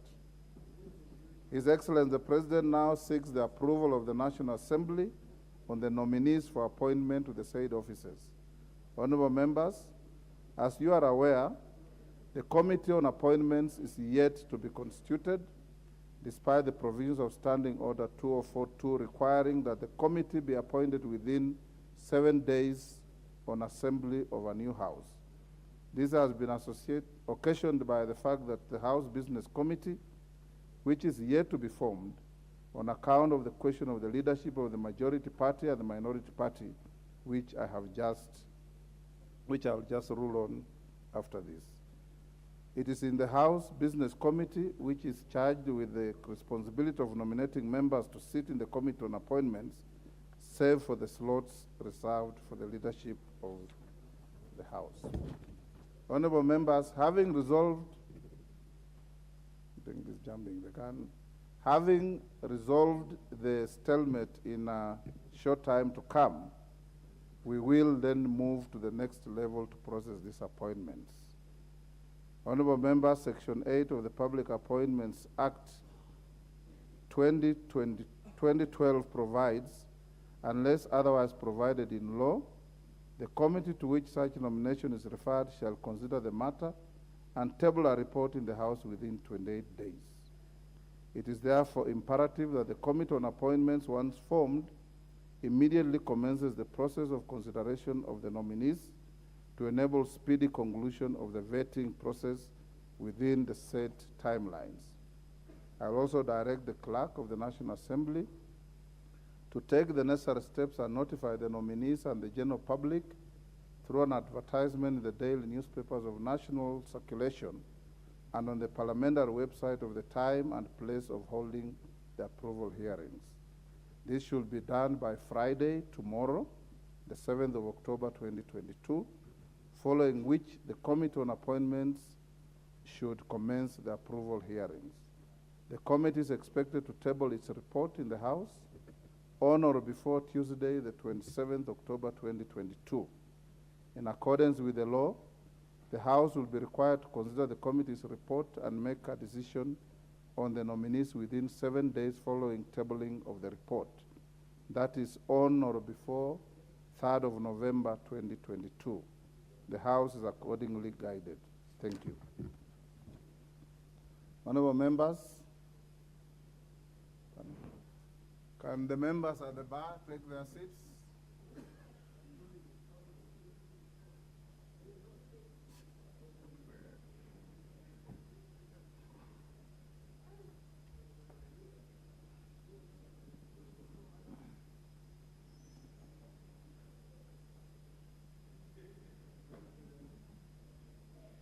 Honorable members, the following is a ruling on a matter that has been contested before this House, a matter that has been contested in correspondence with my office, and a matter that has taken center stage in the public media on the issue of leadership of the National Assembly in the 13th Parliament. And here I go. Honorable members, you will recall that during the afternoon sitting of Tuesday, 4th October 2022, I did inform the House that a question had arisen on the manner of constituting the House Business Committee, especially with regard to the membership reserved for the leaders and whips of the majority party and the minority party, respectively. In guiding the House on the business to be transacted before the establishment of the House Business Committee and the manner in which the business would be moved, I did indicate that a question had arisen as to who the bona fide leader of the majority party in the House is. I proceeded to allow the House to address me on this matter and gave priority to the designated party leaders and whips of the Kenya Kwanza Coalition and the Azimio la Umoja One Kenya Coalition political party.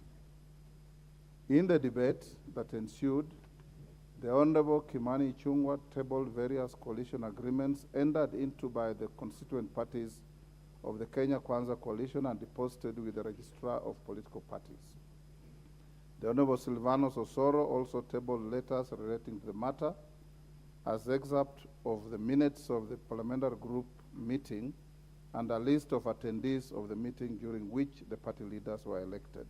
Similarly, honorable members, the Honorable Opio Wandai tabled a copy of a letter dated 7th September 2022 from the Registrar of Political Parties addressed to the Clerk of the National Assembly, conveying what the Registrar termed as constituent parties of the Azimio la Umoja One Kenya Coalition Party, the Kenya Kwanza Alliance, the name of one party which was not affiliated to any coalition, and an indication of parties that had filed constitutional petitions and objections on their membership of the Azimio coalition.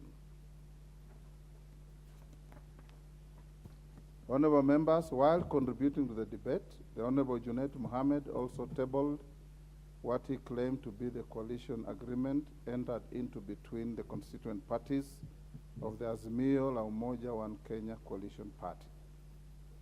Several other members also weighed in on the matter, including the Honorable Member for Garissa Town, Adan Duale, nominated member, the Honorable John Badi, the member for Ugenya, the Honorable David Ocheng, the member for Tiati, the Honorable William Kamket, the member for Kimilili, the Honorable Didmas Baraza, the member for Kadhiani, the Honorable Robert Mbui, the member for Enakoi, the Honorable Samuel Chepkonga, the member for Embakasi East, the Honorable Babo Wino, the member for Kiharu, the Honorable Ndindi Nyoro, nominated member, the Honorable Sabina Chege, the member for Kibwezi West, the Honorable Mwengi Mutuse, the member for Mandera North, the Honorable Bashir Abdullahi, the member for Laikipia North, the Honorable Sarah Korere, the member for Ganze, the Honorable Kenneth Kazungu Charo, the member for Alego Songa, the Honorable Samuel Atandi. Other honorable members who spoke on the matter include the member for Tinderet, the Honorable Julius Meli, the member for Kilifi North, the Honorable Owen Bayer, the member for Kabondo Kaspul, the Honorable Eva Obara, The member for Kangundo, the Honorable Fabian Muli. The member for Dagoretti South, the Honorable John Kiarie. The member for Embakasi South, the Honorable Julius Mawade. The member for Kiminini, the Honorable Bisao Kakai. The member for Mhaya, the Honorable Omboko Milemba. The member for Taraka, the Honorable George Murugara. The member for Dagoretti North, the Honorable Beatrice Elachi. And at the conclusion of the debate, I reserved my considered ruling for today. There are many other members who came up on a point of order. I need not mention them. On the onset, honorable members, permit me to amplify a portion of the contribution made by the Honorable John Badi, in which is key to the resolution of this matter. The Hansard records the Honorable Badi as having said that there is no contention over which members constitute the leadership of both the Kenya Kwanza Coalition and the Azimio la Umoja One Kenya Coalition. The only contention that exists and which formed the basis of the debate which ensued is over which of the two is the majority. Honorable members, Article 108 of the Constitution establishes the offices of party leaders in Parliament and outlines the order of precedence to be observed in the National Assembly. The article provides as follows. There shall be a leader of the majority party and a leader of the minority party. The leader of the majority party shall be the person who is the leader in the National Assembly of the largest party or a coalition of parties. The leader of the minority party shall be the person who is the leader of the in the National Assembly of the second largest party or a coalition of parties. The following order of precedence shall be observed in the National Assembly. That is sub-article 4 of 108. The Speaker of the National Assembly, the leader of the majority party, and the leader of the minority party. Honorable members, what is clear from the Constitution is that the leader of the majority party must lead either a party or a coalition of parties in the National Assembly. I invite the House to note my emphasis on the word either. Honorable members, Article 92 of the Constitution mandates Parliament to enact legislation on various aspects of political parties. To this end, the Political Parties Act 2011 was enacted. This law has been amended severally, including as late as February this year. Honorable members, you will note that Section 2 of the Political Parties Act 2011 defines a political party as an association of citizens with an identifiable ideology or program that is constituted for the purpose of influencing public policy or nominating candidates to contest elections. The term is further defined to include a coalition of political party, a coalition political party. Under the same section, a coalition is defined as an alliance of two or more political parties formed for the purpose of pursuing a common goal and is governed by a written agreement deposited with the registrar. On the other hand, honorable members, a coalition political party is defined as a coalition that is registered by the registrar as a political party. Interestingly, Section 10(1) of the Act allows two or more political parties to form a coalition or a coalition political party before or after an election on condition that they deposit a coalition agreement with the registrar.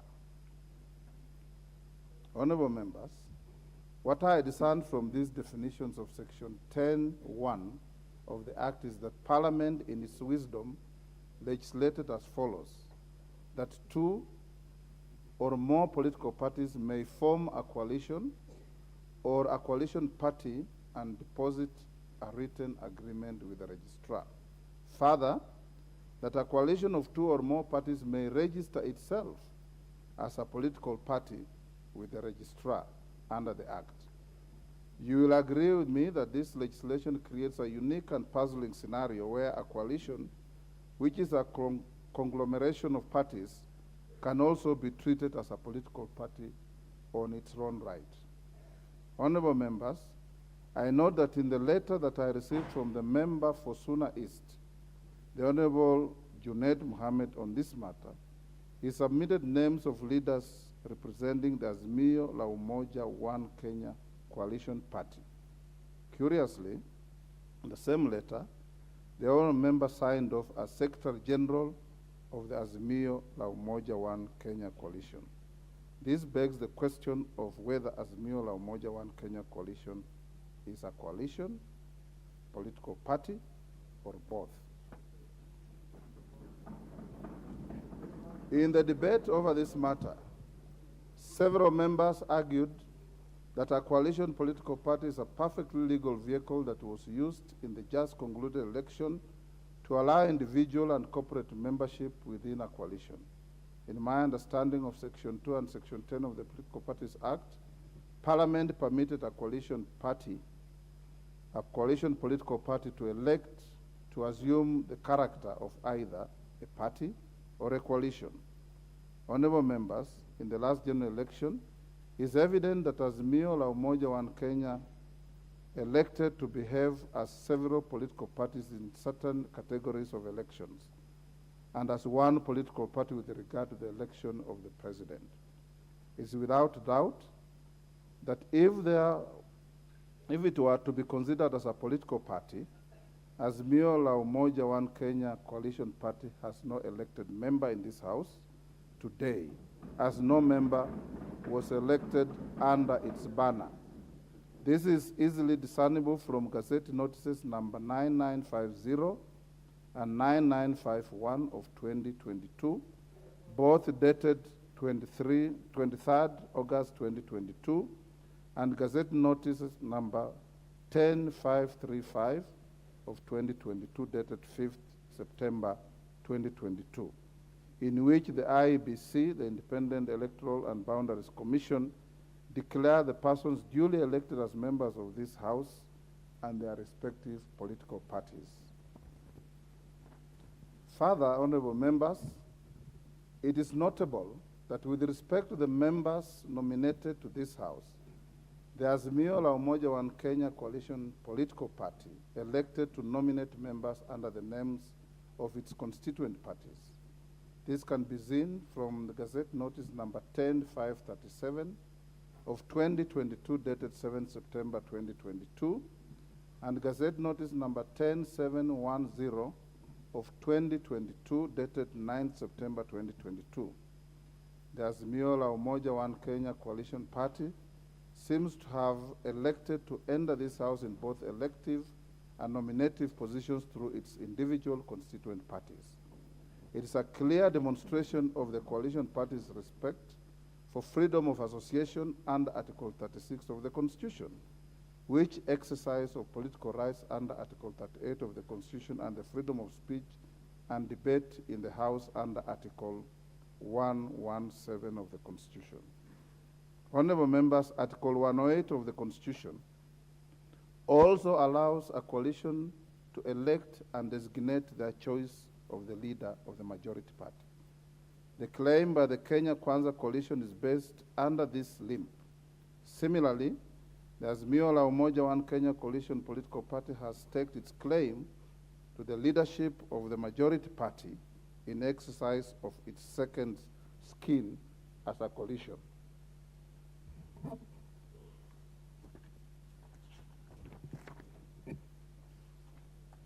Honorable members, what is clear from the Constitution is that the leader of the majority party must lead either a party or a coalition of parties in the National Assembly, and not both.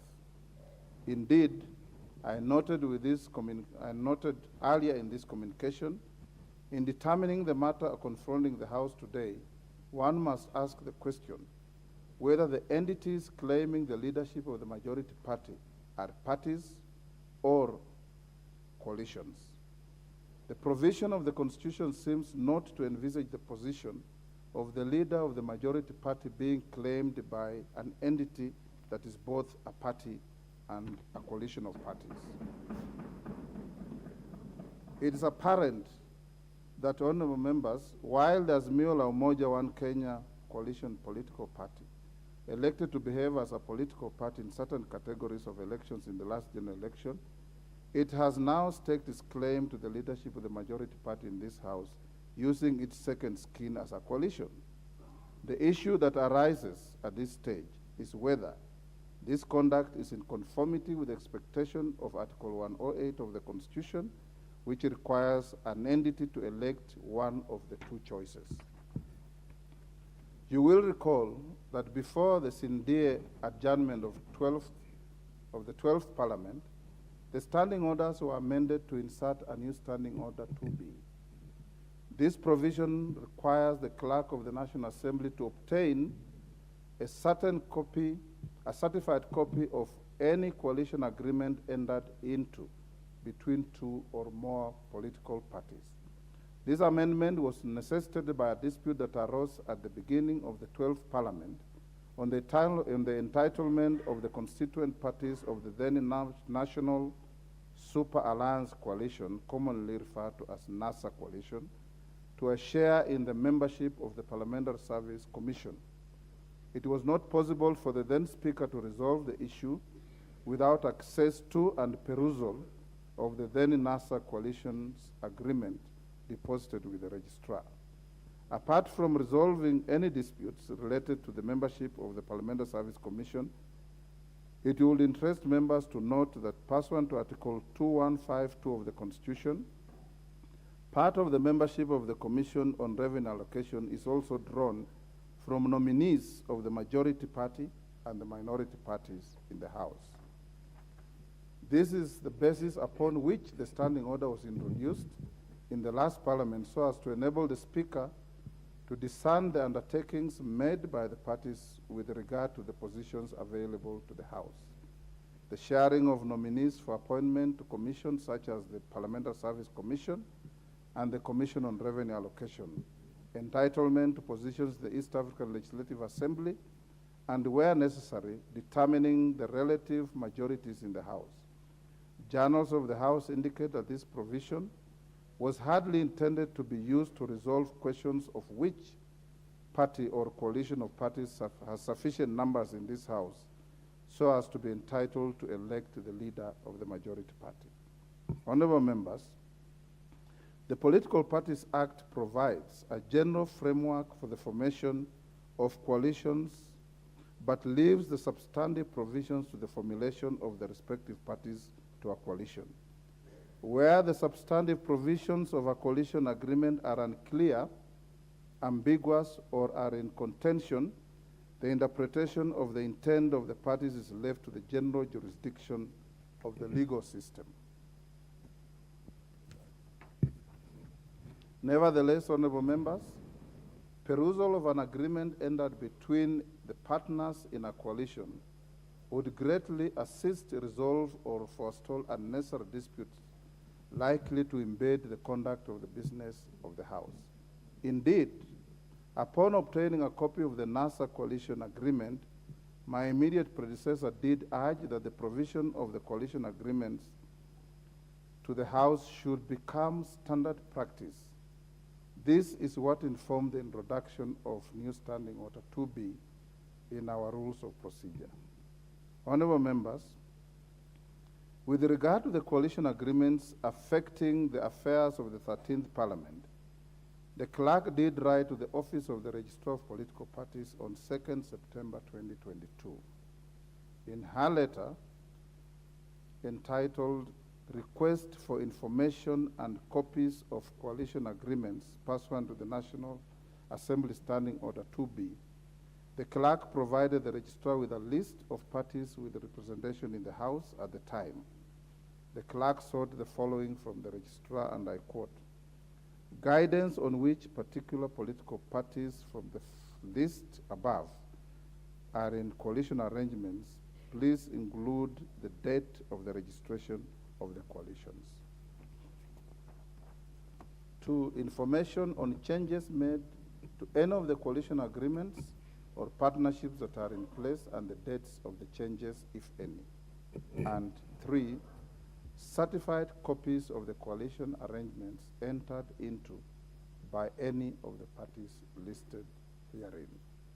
Honorable members, in response, the registrar noted that at 21st April 2022, Azimio la Umoja One Kenya Coalition Party comprised 26 political parties, namely Jubilee Party, JP, Orange Democratic Movement, ODM, Wiper Democratic Movement, WDM, Kenya African National Union, KANU, National Rainbow Coalition, NAC, National Rainbow Coalition Kenya, NAC Kenya, Muungano Party, Maendeleo Chapter Party, Democratic Action Party, DAPK, Devolution Empowerment Party, United Party of Independent Alliance, United Democratic Movement, UDM, United Progressive Alliance, UPA, Pamoja African Alliance,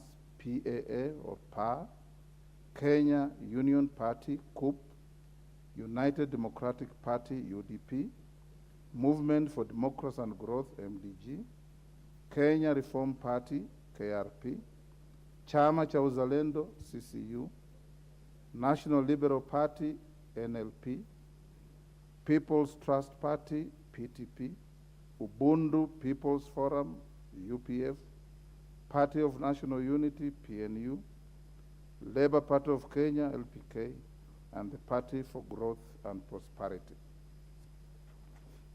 In the same letter, according to the registrar, the Kenya Kwanza Alliance comprises 15 political parties, with the UD, United Democratic Alliance, UDA, Amani Congress, National Congress, ANC, Forum for Restoration of Democracy Kenya, Ford Kenya, Chama cha Kazi, Communist Party of Kenya, CPK, the Service Party, TSP, Tuchibebe wa Kenya Party, Farmers Party, Devolution Party of Kenya, Economic Freedom Party, and the Umoja na Maendeleo Party as members of the coalition as at 3rd June 2022.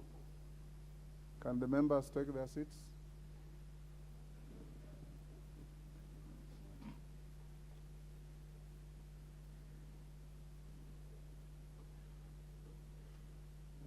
Honorable members, the letter further notes that the Democratic Party, the National Agenda Party of Kenya, the Grand Dream Development Party, and Chama cha Mashinani effectively became members of the coalition on 5th September 2022.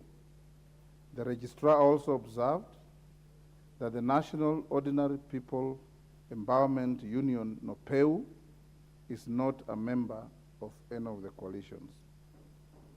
Honorable members, in the letter, the registrar also conveys that Maendeleo Chapter Party, Pamoja African Alliance Party, PA, United Democratic Movement, UDM, and Movement for Democracy and Growth, MDG, have filed constitutional petitions and or objections with regard to their membership of Azimio coalition. It is notable that despite the written request by the Clerk of the National Assembly, the registrar did not convey certified copies of any pre-election or post-election coalition agreement entered into by the parties with the representation in this House in the response to the letter dated 7 September 2022. May I at this juncture, honorable members, report to the House that surprisingly, the registrar today morning at 8:30 a.m. submitted to me through the office of the clerk documents said to be the certified copies of the coalition agreements for the Kenya Kwanza Alliance Coalition and the Azimio la Umoja One Kenya Coalition Party. Curiously, whereas the registrar's letter to the clerk for the Nationals of the National Assembly is dated 3rd October 2022, the accompanying agreements bear a certification of the following day, which is 4th October 2022. The letter and the documents were delivered to the office of the clerk today, the 6th October 2022, more than 6 weeks after the request by the clerk. Seemingly, this may be read by any reasonable person to be a reaction to the proceedings of the House on Tuesday, 4th October 2022. Nevertheless, I have had occasion to peruse the documents accompanying the letter as against the documents tabled in the House on Tuesday this week. Despite attempting to advise the House on the status of the coalition agreements affecting the composition of the House as at 3rd October 2022, the Registrar has again failed to mention the existence of any post-election coalition agreements. This is a glaring omission when viewed against the post-election coalition agreements tabled by the member for Kikuyu constituency during the proceedings.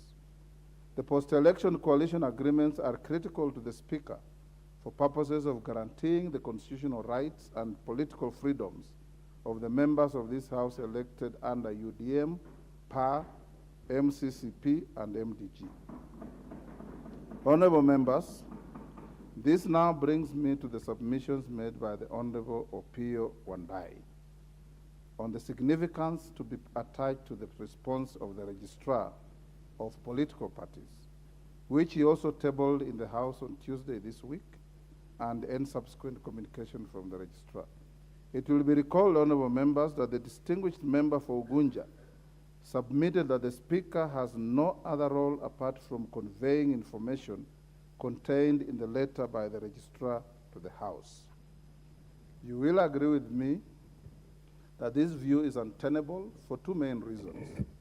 First, Section 10 of the Political Parties Act 2011 is clear that coalitions are not cast in stone but are an evolving arrangements which can occur both prior to and after election.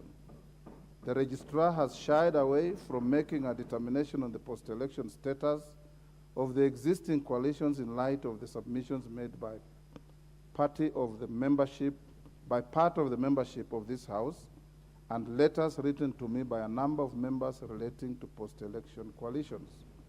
The Speaker ought not to be a conduit for this indecision insofar as it has the potential of curtailing the business of the House, which is an important constitutional arm of the national government. Secondly, you'll also agree with me, honorable members, that the assertion by the honorable member for Ugunja is flawed on account of the history I have given on the House relating to the rationale of introducing Standing Order 2B.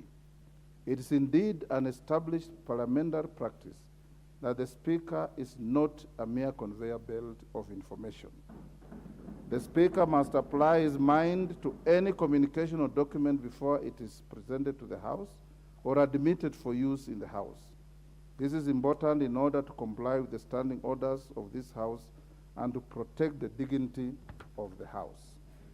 Honorable members, in the present instance, Standing Order 2B expressly requires the clerk to obtain a certified copy of any coalition agreement to assist the Speaker to ascertain the relative majorities of the House and facilitate the transaction of the business of the House. Certification of the document and determination of its veracity and admissibility is of prime importance.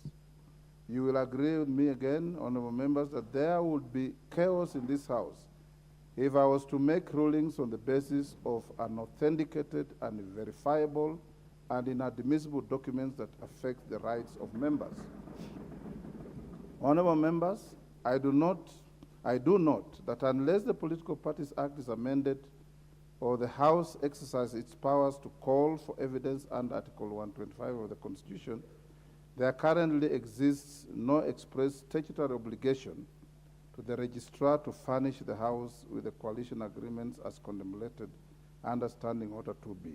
As a matter of fact, the 12th Parliament noted this particular gap and proposed amendments to the Political Parties Act, whose introduction I approved in my communication issued during the afternoon sitting of Tuesday. Those members of JLAC have a job to do to cure this lacuna. Honorable members, attempts were made by members during the afternoon sitting of Tuesday, 4th October 2022, to table coalition agreements in support of the claims by the Kenya Kwanza Coalition and Azimio la Umoja One Kenya Coalition Party. You will recall that I ruled the documents tabled by the Honorable Junet Mohammed as inadmissible owing to the inconsistencies that were apparent on the face of the document. The inconsistencies were glaring, especially in light of allegations made by the Honorable David Ocheng's denouncing association of both himself and his party with the coalition political party. Apart from being a member of this House, the Honorable David Ocheng is also the party leader of the Movement for Democracy and Growth, an alleged party to the document tabled by the Honorable Junet Mohammed. In light of the objections raised by the Honorable David Ocheng, the document became a center of particular focus with respect to its legality, validity, and admissibility. The attempt by the registrar of political parties to convey what is said to be a certified copy of the document tabled by the Honorable Junet Mohammed on the 6th October 2022, that's today, has not made things any better, as the document from the registrar, just like the document tabled by the Honorable Junet Mohammed, has the same glaring gaps and inconsistencies that make it inadmissible. The question of admissibility of papers laid in this House has been addressed severally by my predecessors. In the most recent case, the Honorable Justin Muturi distilled previous guidance on the admissibility of documents into 9 brief rules in a communication issued on Tuesday, 10th May 2022, while ruling on the tabling of papers by the then member for Wajir County, the Honorable Fatuma Gedi. The then Speaker ruled that in assessing the admissibility and/or authenticity or otherwise of a document tabled in the House, the Speaker ought to examine whether the document, 1, relates to the matter for which it has been tabled, 2, is signed, and if it is a government document, by the authorized person or persons, 3, bears the emblem or logo of the institution or person from which it originated or coat of arms in the case of documents from government agencies, 4, clearly indicates the author and person to whom it is addressed, 5, discloses the origin or source of the document, 6, bears certification where a document other than the original is being tabled, 7, if electronic, has been obtained from a source that does not permit alteration of content,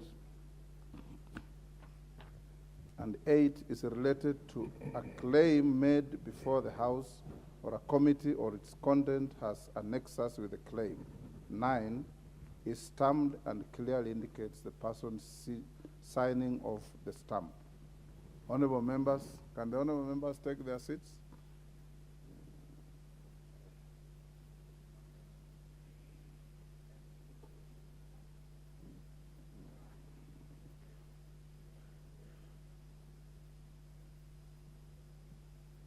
Honorable members, a perusal of the document tabled by the Honorable Junet Mohammed and the version conveyed by the Registrar of Political Parties reveals glaring inconsistencies in both documents. With regard to signatures, there is no uniformity in the manner in which the various pages of the documents have been signed off or initialed. Some pages in the documents contain fewer signatures than others, while page 3 of both documents in particular contain signatures that are hardly visible. The pagination of the 2 documents is also inconsistent. Order, honorable members. The pagination of the 2 documents is also inconsistent. Page 1 to 22 bear page numbers. Several pages with signatures bear no page numbers, and a paginated page appears randomly between unpaginated pages. I'm inclined to think that these are superimpositions. Honorable members, may I at this point bring to the attention of the House that several members say to belong to the Azimio la Umoja One Kenya Coalition Party have formally written to my office to denounce the association with the party. In a letter dated 9th September 2022 and received by my office on 22nd September 2022, the member for Ugenya constituency, the Honorable David Ocheng, wrote to convey the decision of his party, the Movement for Democracy and Growth, to terminate its membership with the Azimio la Umoja One Kenya Coalition Party. In the letter, the Honorable Ocheng also noted that his party is now a member of Kenya Kwanza Coalition. Honorable members, in letters received by my office on 21st and 22nd September 2022, the Honorable Kenneth Charo, the Honorable Gonzi Rai, and the Honorable Anton Kenga, who were all elected to Parliament on the Pamoja African Alliance party ticket, formally distanced themselves and their party from any association with the Azimio coalition. The three categorically noted that their party should only be associated with the Kenya Kwanza coalition, with which it has entered into its only existing coalition agreement. Additionally, honorable members, in a letter dated 16 September 2022 and received by my office on 19 September 2022, all the 7 members of parliament elected to the National Assembly under the United Democratic Movement, UDM, namely the Honorable Major Retired Bashir Abdullahi, the Honorable Hassan Kulo, the Honorable Haro Abdul Ibrahim, the Honorable Mangale Chiforomodo, the Honorable Yusuf Aden Haji, the Honorable Joseph Lekuton, the Honorable Omulkhair Kazim, and the Honorable Suleha Harun, again distanced themselves and their party from any alleged coalition agreement with the Azimio coalition. Instead, they note in their letter that they are party to a post-election coalition agreement with the Kenya Kwanza coalition. It is their contention that their affiliation with the Kenya Kwanza coalition has seemingly been ignored by the registrar of political parties.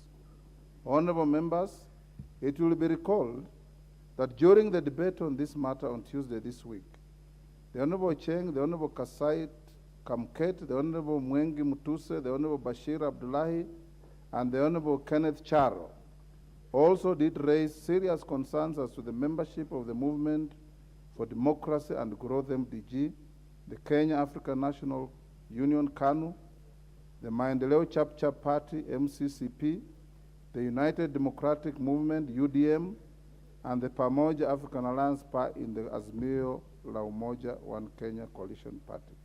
At this stage, honorable members, the question that comes to my mind as your speaker is, what am I meant to do with these contentions?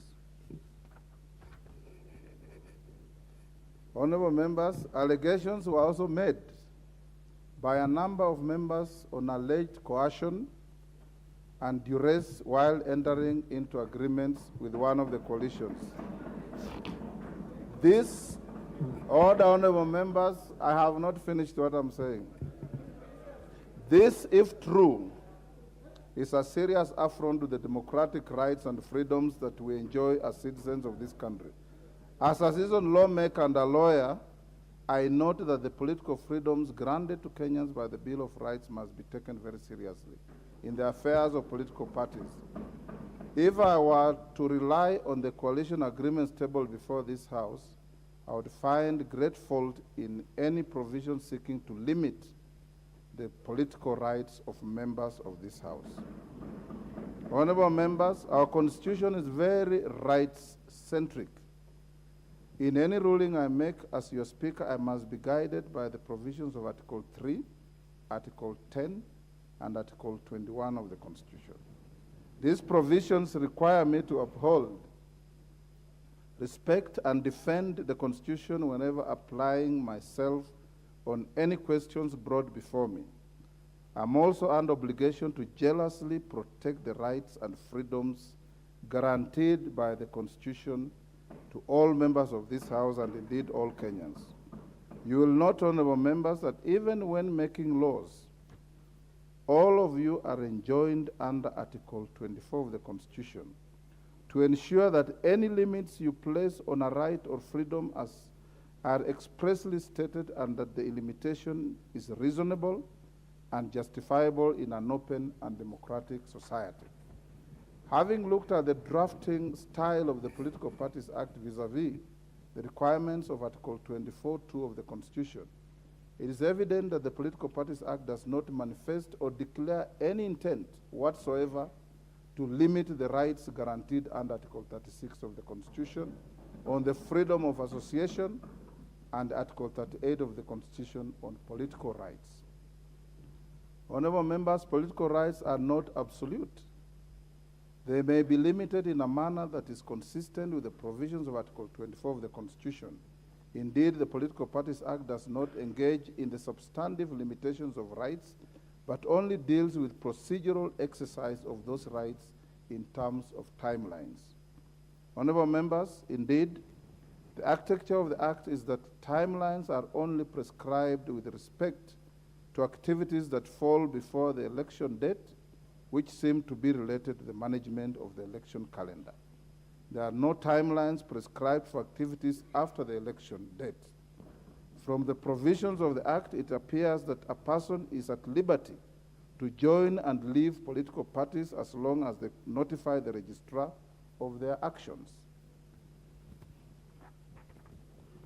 Honorable members, I'm not sure whether a provision of a coalition agreement regulating the period within which a member may exit a coalition would pass the test of being compliant with the Political Parties Act in the first instance, or the Constitution, or the Constitution in the second instance. Fortunately, that is not for me to decide. I trust those who are aggrieved will find their way to courts of law in exercise of their powers under Article 165 of the Constitution. Honorable members, noting that some of the matters raised were said to be pending either in the Political Parties Disputes Tribunal or the court, I shall refrain from pronouncing myself on such. Honorable members, let me now turn to the nexus between the letter from the Registrar of Political Parties and the several Gazette notices published by the IEBC with respect to your election or nomination as members of this House.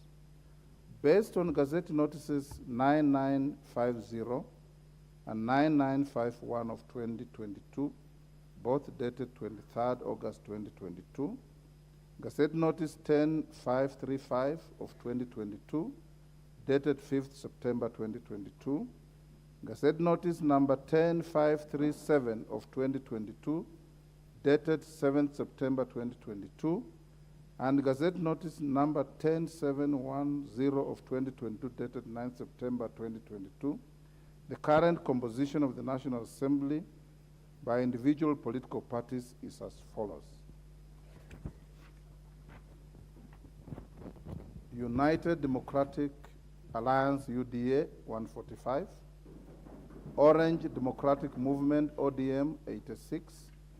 Jubilee Political Party, 28. Wiper Democratic Movement, 26. United Democratic Movement, 8. Amani National Congress, 8. Ford Kenya, 6. Kenya African National Union, KANU, 6. Democratic Alliance, Part of Kenya, 5. Pamoja African Alliance, PA, 3. Kenya Union Party, 3. United Party of Independent Alliance, UPIA, 2. Maendeleo Chap, 2. The Service Party, TSP, 2. United Progressive Alliance Party, UPA, 1. National Alliance Party of Kenya, NAPK, 1. National Ordinary People Empowerment Union, NOPEU, 1. Grand Dream Development Party, 1. Democratic Party, DP, 1. Movement for Democracy and Growth, MDG, 1. Chama cha Mashinani, 1. Honorable members, reference to the letter by the Registrar of Political Parties will give the cumulative number of the members of the constituent parties of what the Registrar refers to as the Azimio la Umoja One Kenya coalition party as 171 members and against 165 members of the constituent parties of what the registrar refers to as the Kenya Kwanza Alliance. However, it is notable that a total of 14 members are drawn from 4 parties, that is UDM, MDG, MCP, and PA, who, according to the letter of the registrar, have filed constitutional petitions and objections against their membership in Azimio. This implies that the letter from the registrar may not be used to compute the membership of the majority and minority parties by dint of the admission contained in it on the existing constitutional petitions and objections. Honorable members, it will also be recalled that the members of UDM, MDG, MCCP, and PA have claimed they signed pre-election and post-election coalition agreements with the Kenya Kwanza Alliance coalition. Cumulatively, the membership of the 4 parties in this House is 14. If these members were to be added to the 165 members of the initial constituent parties of Kenya Kwanza coalition, the coalition would comprise a total of 179 members.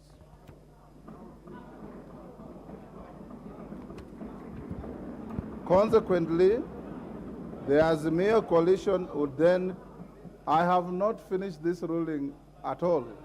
Order, members. If you listen, I'm sure the Honorable Mbandi, you know the difference between if and when.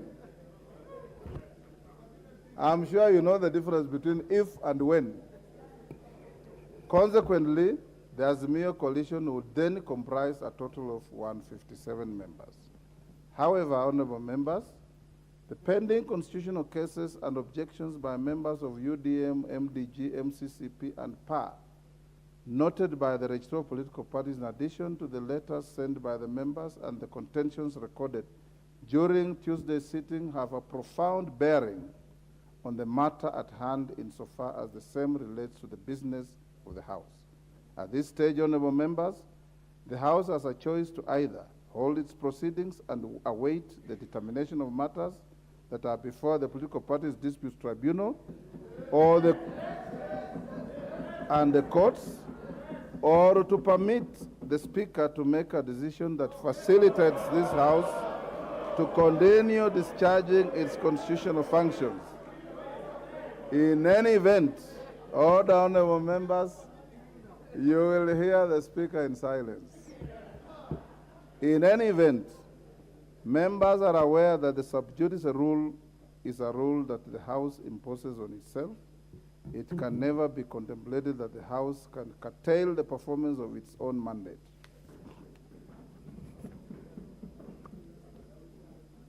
Can the honorable members at the bar take their seats?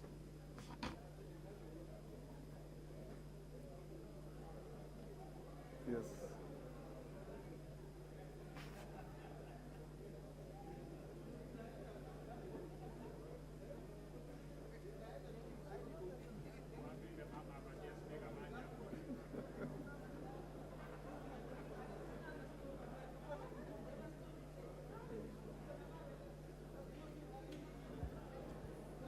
Honorable members,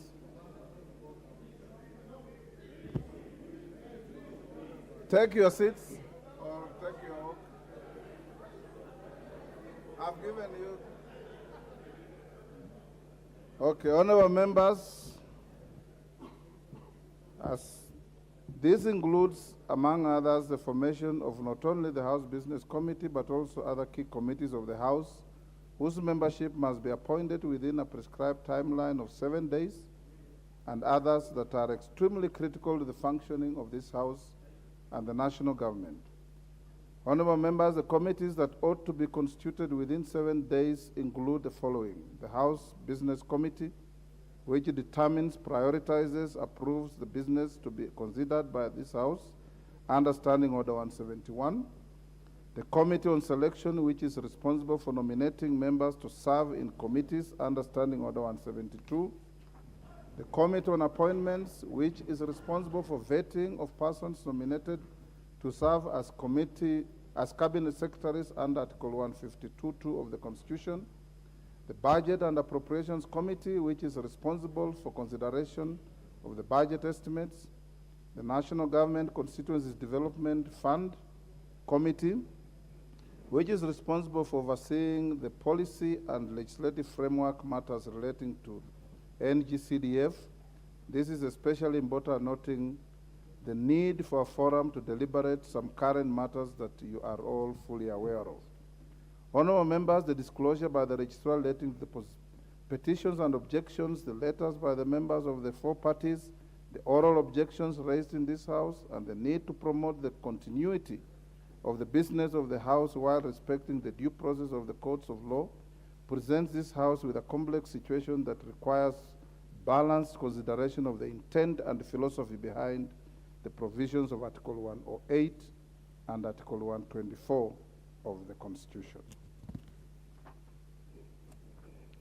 Honorable members, in determining this delicate balance between the provisions that establishes the leadership positions of the House and the provisions which empowers this House to make its own rules of procedure, due regard must be given to Article 3 of the Constitution, which requires all persons to protect, defend, and uphold the Constitution, and Article 10 of the Constitution, which requires one to apply the national values and principles of governance when interpreting the Constitution.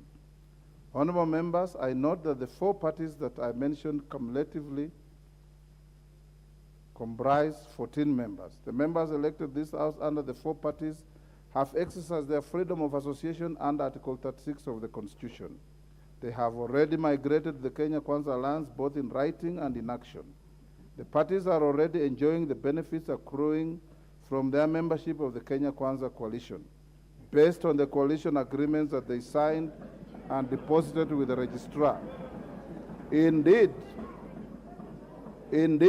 honorable members, as noted earlier, the 14 members have written to me, distancing themselves and their parties from the Azimio coalition, and have called upon the Speaker to recognize their coalition agreement with Kenya Kwanza with respect to the business of this House.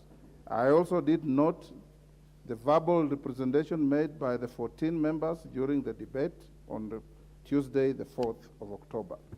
Honorable members, I started by noting the sentiments of the Honorable John Badi on the fact that the members comprising the leadership of Kenya Kwanza Coalition and the Azimio la Umoja One Kenya Coalition Party was not in contention. Indeed, no objection was raised during the debate on the issue of either proposing an alternative lineup or the alluding to the existence of any other coalition comprising any parties with the representation in this House. Having addressed the question of who between the Kenya Kwanza Coalition and the Azimio la Umoja One Kenya Coalition is entitled to appoint the leader of the majority party, allow me to discharge my responsibilities under Standing Order 19A4 and 24 with respect to the leadership of the House in the 13th Parliament. Honorable members, allow me now to address the House on the fate of the letters from Jeremiah Kioni before I come to that point.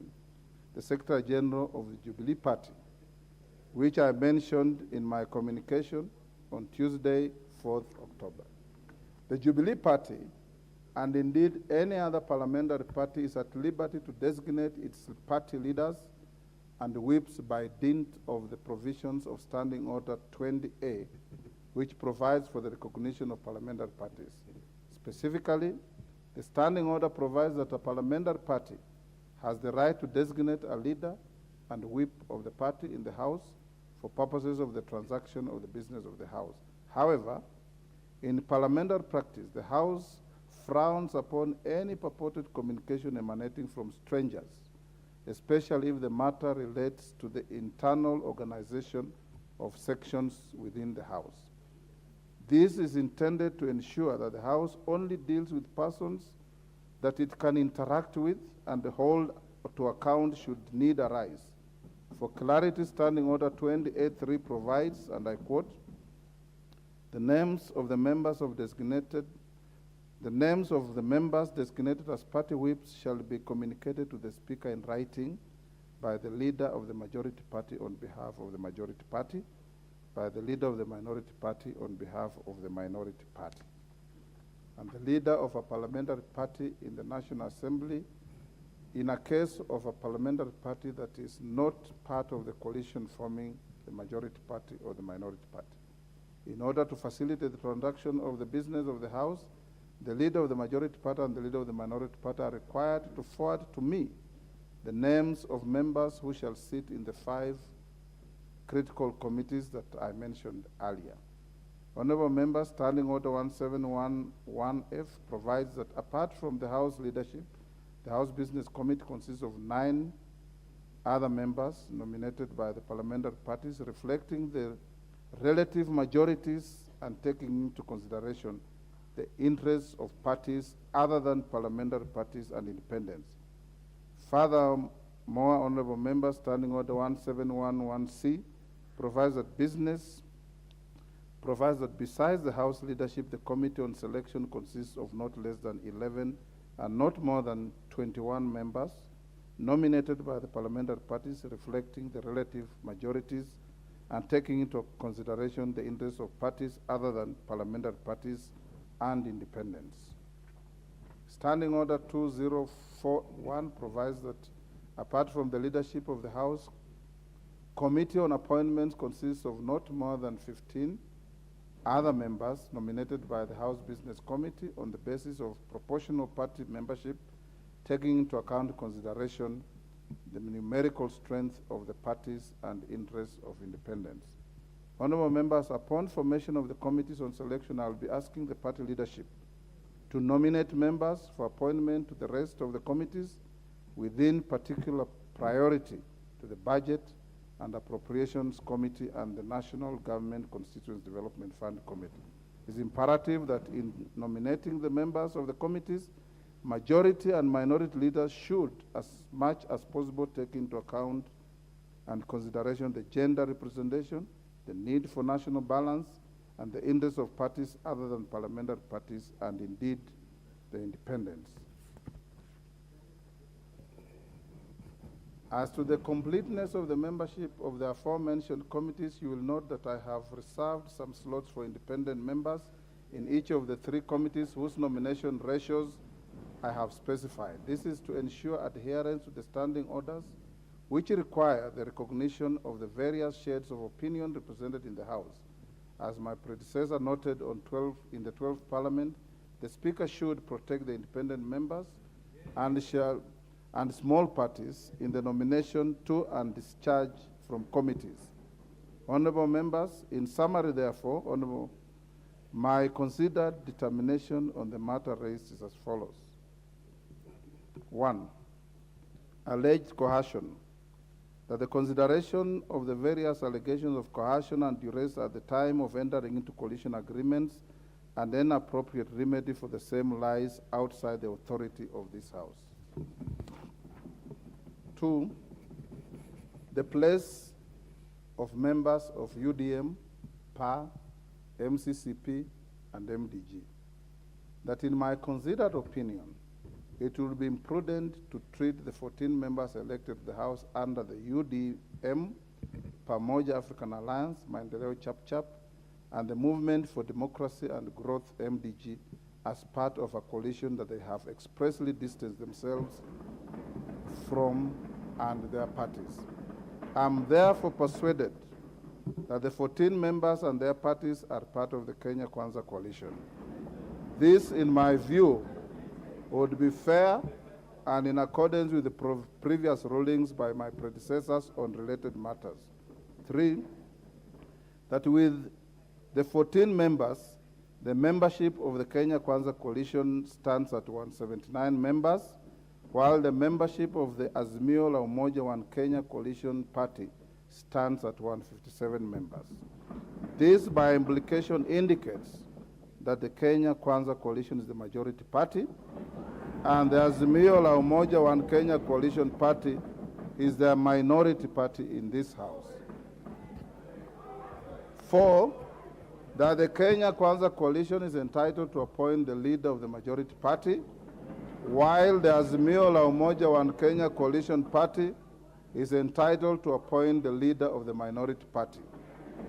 Consequent upon the foregoing, honorable members, the leadership of the majority party will be as follows. The member for Kikuyu constituency, the Honorable Kimani Ichung'wah. Order, honorable members. Order, honorable members. Can the members take their seats?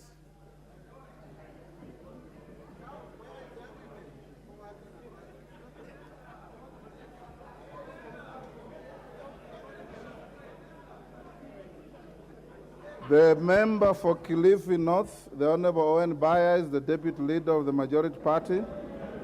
The member for South Mugirango, the Honorable Silvanos Osoro, is the majority party whip. The member for Marsabit County, the Honorable Naomi Jilo Wako, is the deputy majority whip. Leadership of the minority party.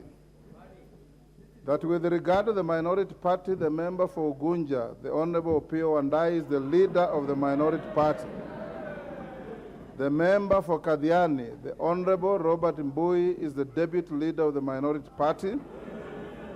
The member for Suna East, the Honorable Junet Muhammad, is the minority party whip. And the nominated member, the Honorable Sabina Chege, is the deputy minority whip. The letters from the Secretary General of the Jubilee Party, I have already touched on those, and we need not bother about them. That with respect to the House Business Committee, the leader of the majority party, the Honorable Kimani Ichung'wah, and the leader of the minority party, the Honorable Pio Wandai, are directed to submit not more than 4 members each to my office, latest by 10 a.m. on Tuesday, 11th October 2022. That with respect to the composition of the Committee on Selection, the leader of the majority party and the leader of the minority party are to submit 10 members and 9 members respectively to my office by the same date. That composition of the Committee on Appointments, that with respect to the composition of the Committee on Appointments, the leader of the majority party, the Honorable Kimani Ichung'wah, MP, and the leader of the minority party, the Honorable Pio Wandai, MP, are to submit not more than 7 members each to my office latest 10 a.m. on Tuesday, 11th October 2022. That upon receipt of the names of the members of the House Business Committee, the clerk is hereby directed to cause the list to be published in the order paper on Tuesday, 11th October 2022. The clerk is also directed to ensure that the names of the members to serve in the Committee on Selection and the Committee on Appointments are presented to the House Business Committee when the committee sits on Tuesday, 11th October 2022. That while it will be construed in the interim that the minority party has designated its leadership, the leader of the minority party, the Honorable Pio Wandai, MP, is hereby required to regularize the designation of the whip and the deputy whip of the minority party according with the requirements of Standing Order 20A3. Remember, previously we were notified by the Honorable Junet. It's actually now the Honorable Wandai to notify the leadership and the Speaker on who your whips are. That with respect to any member belonging to any party other than a parliamentary party, as your Speaker, I will endeavor to ensure the power afforded to me by Standing Order 174-2B is upheld. I will not accept or approve any list of committee membership that does not take into account the interests of independent members and parties other than parliamentary parties, the ones we commonly refer to as small parties. That pursuant to Standing Order 259, the marked seats in the front row of the chamber to my right and to my left are reserved for the persons occupying the offices of leadership of the majority party and the leadership of the minority party, respectively. that in accordance with Article 108 of the Constitution, the Parliamentary Service Act 209 and Standing Order 19, the Clerk of the National Assembly is hereby directed to take the necessary measures to facilitate the leadership of the House that has been appointed to move into their respective offices and access all other entitlements relating to their offices as has been approved by the Salaries and Remuneration Commission and the Parliamentary Service Commission. In conclusion, honorable members, today's guidance has been informed by my solemn duty to facilitate the continuity of the business of this House. The House will be at a standstill without a clear guidance on the leadership of the House. It is so directed. We now go back to the debate on the presidential address.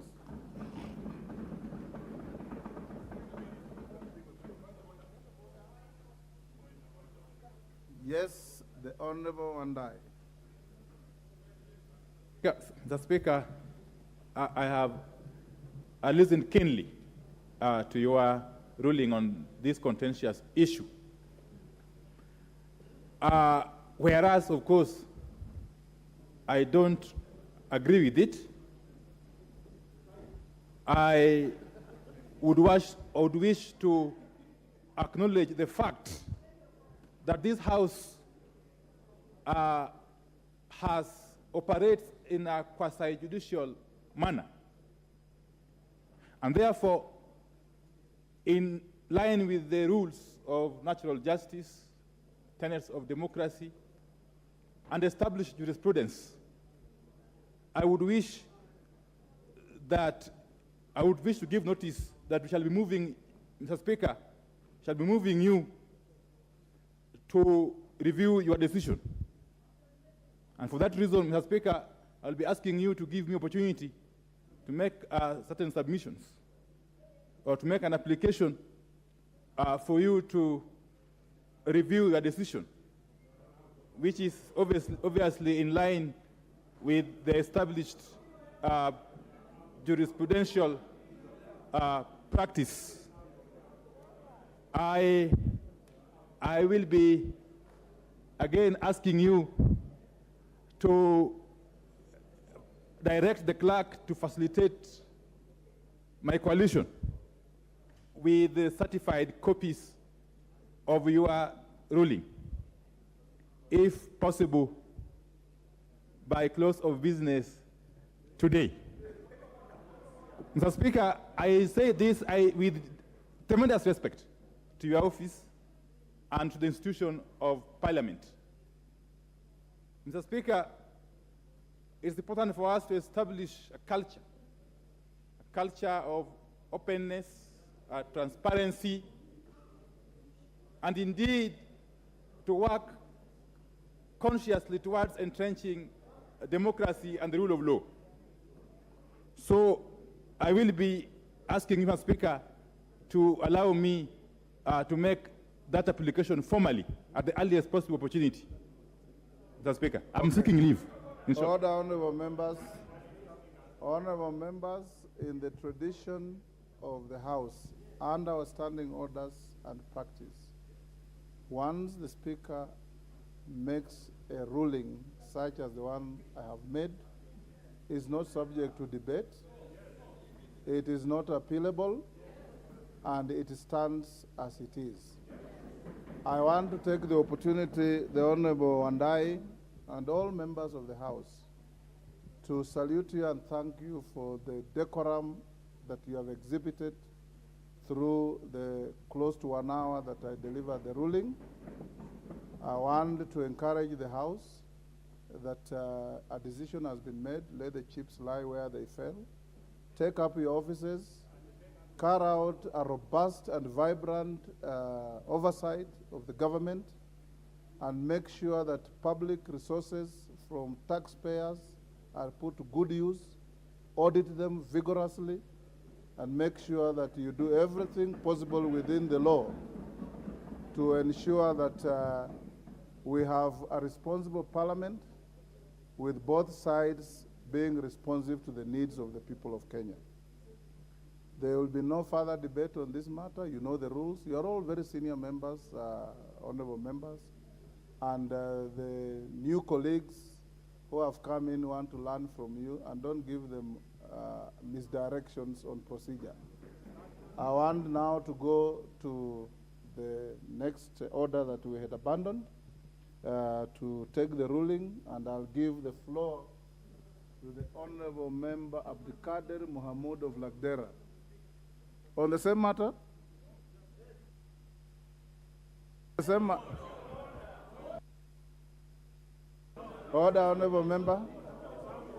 Order, Honorable Junet. Order, Honorable Members. Honorable Junet. Order, Honorable Junet. I have given direction.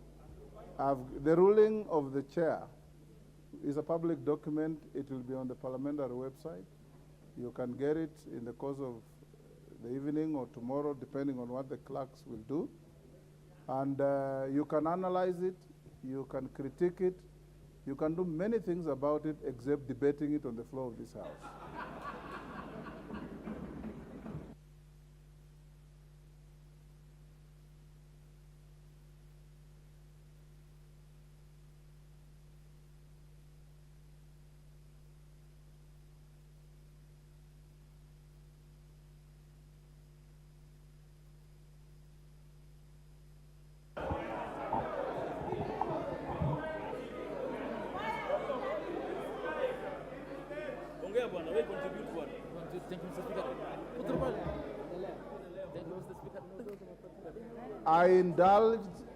I indulge the distinguished member for Ugunja, being your leader, to make a comment which he did, and we've taken it in the stride.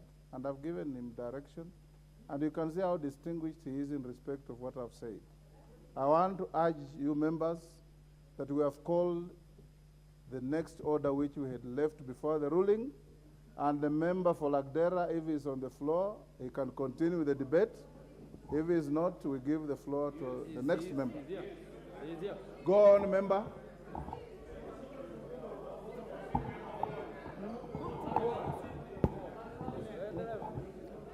Thank you, Mr. Speaker.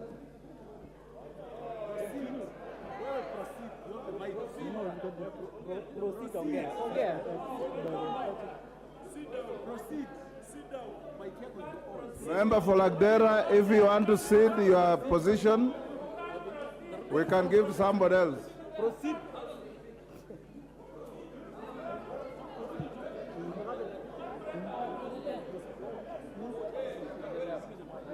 Right now. Thank you.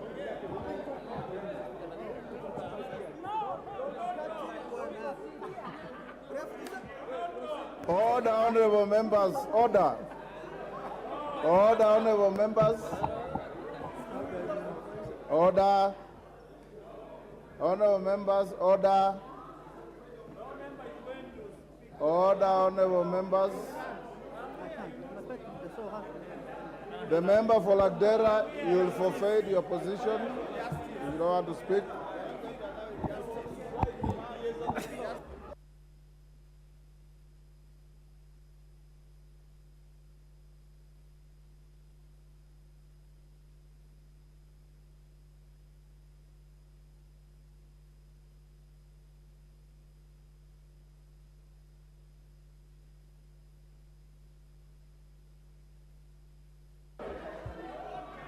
Order, honorable members.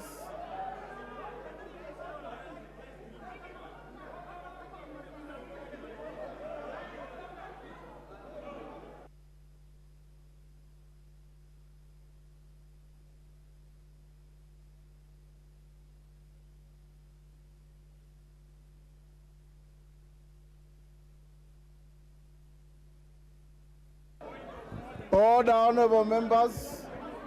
Order. Order, honorable members. Yes. Yes.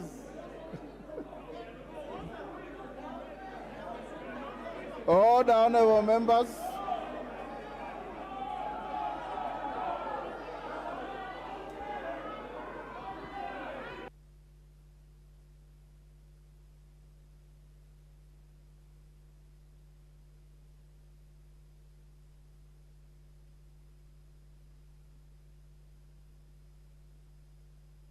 Order, honorable members. Order, honorable members. It's Wanjala who grabbed the mess.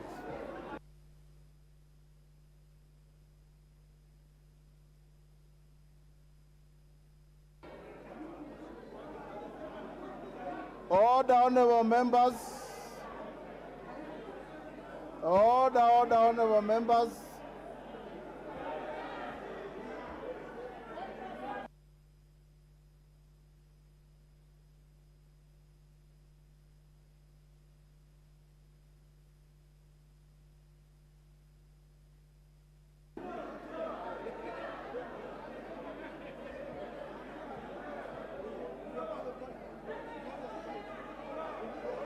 Order, honorable members.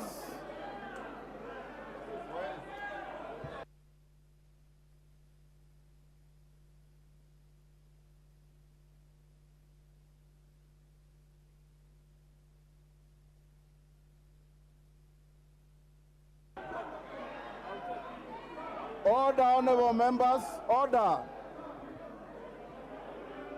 Give me for Tuesday.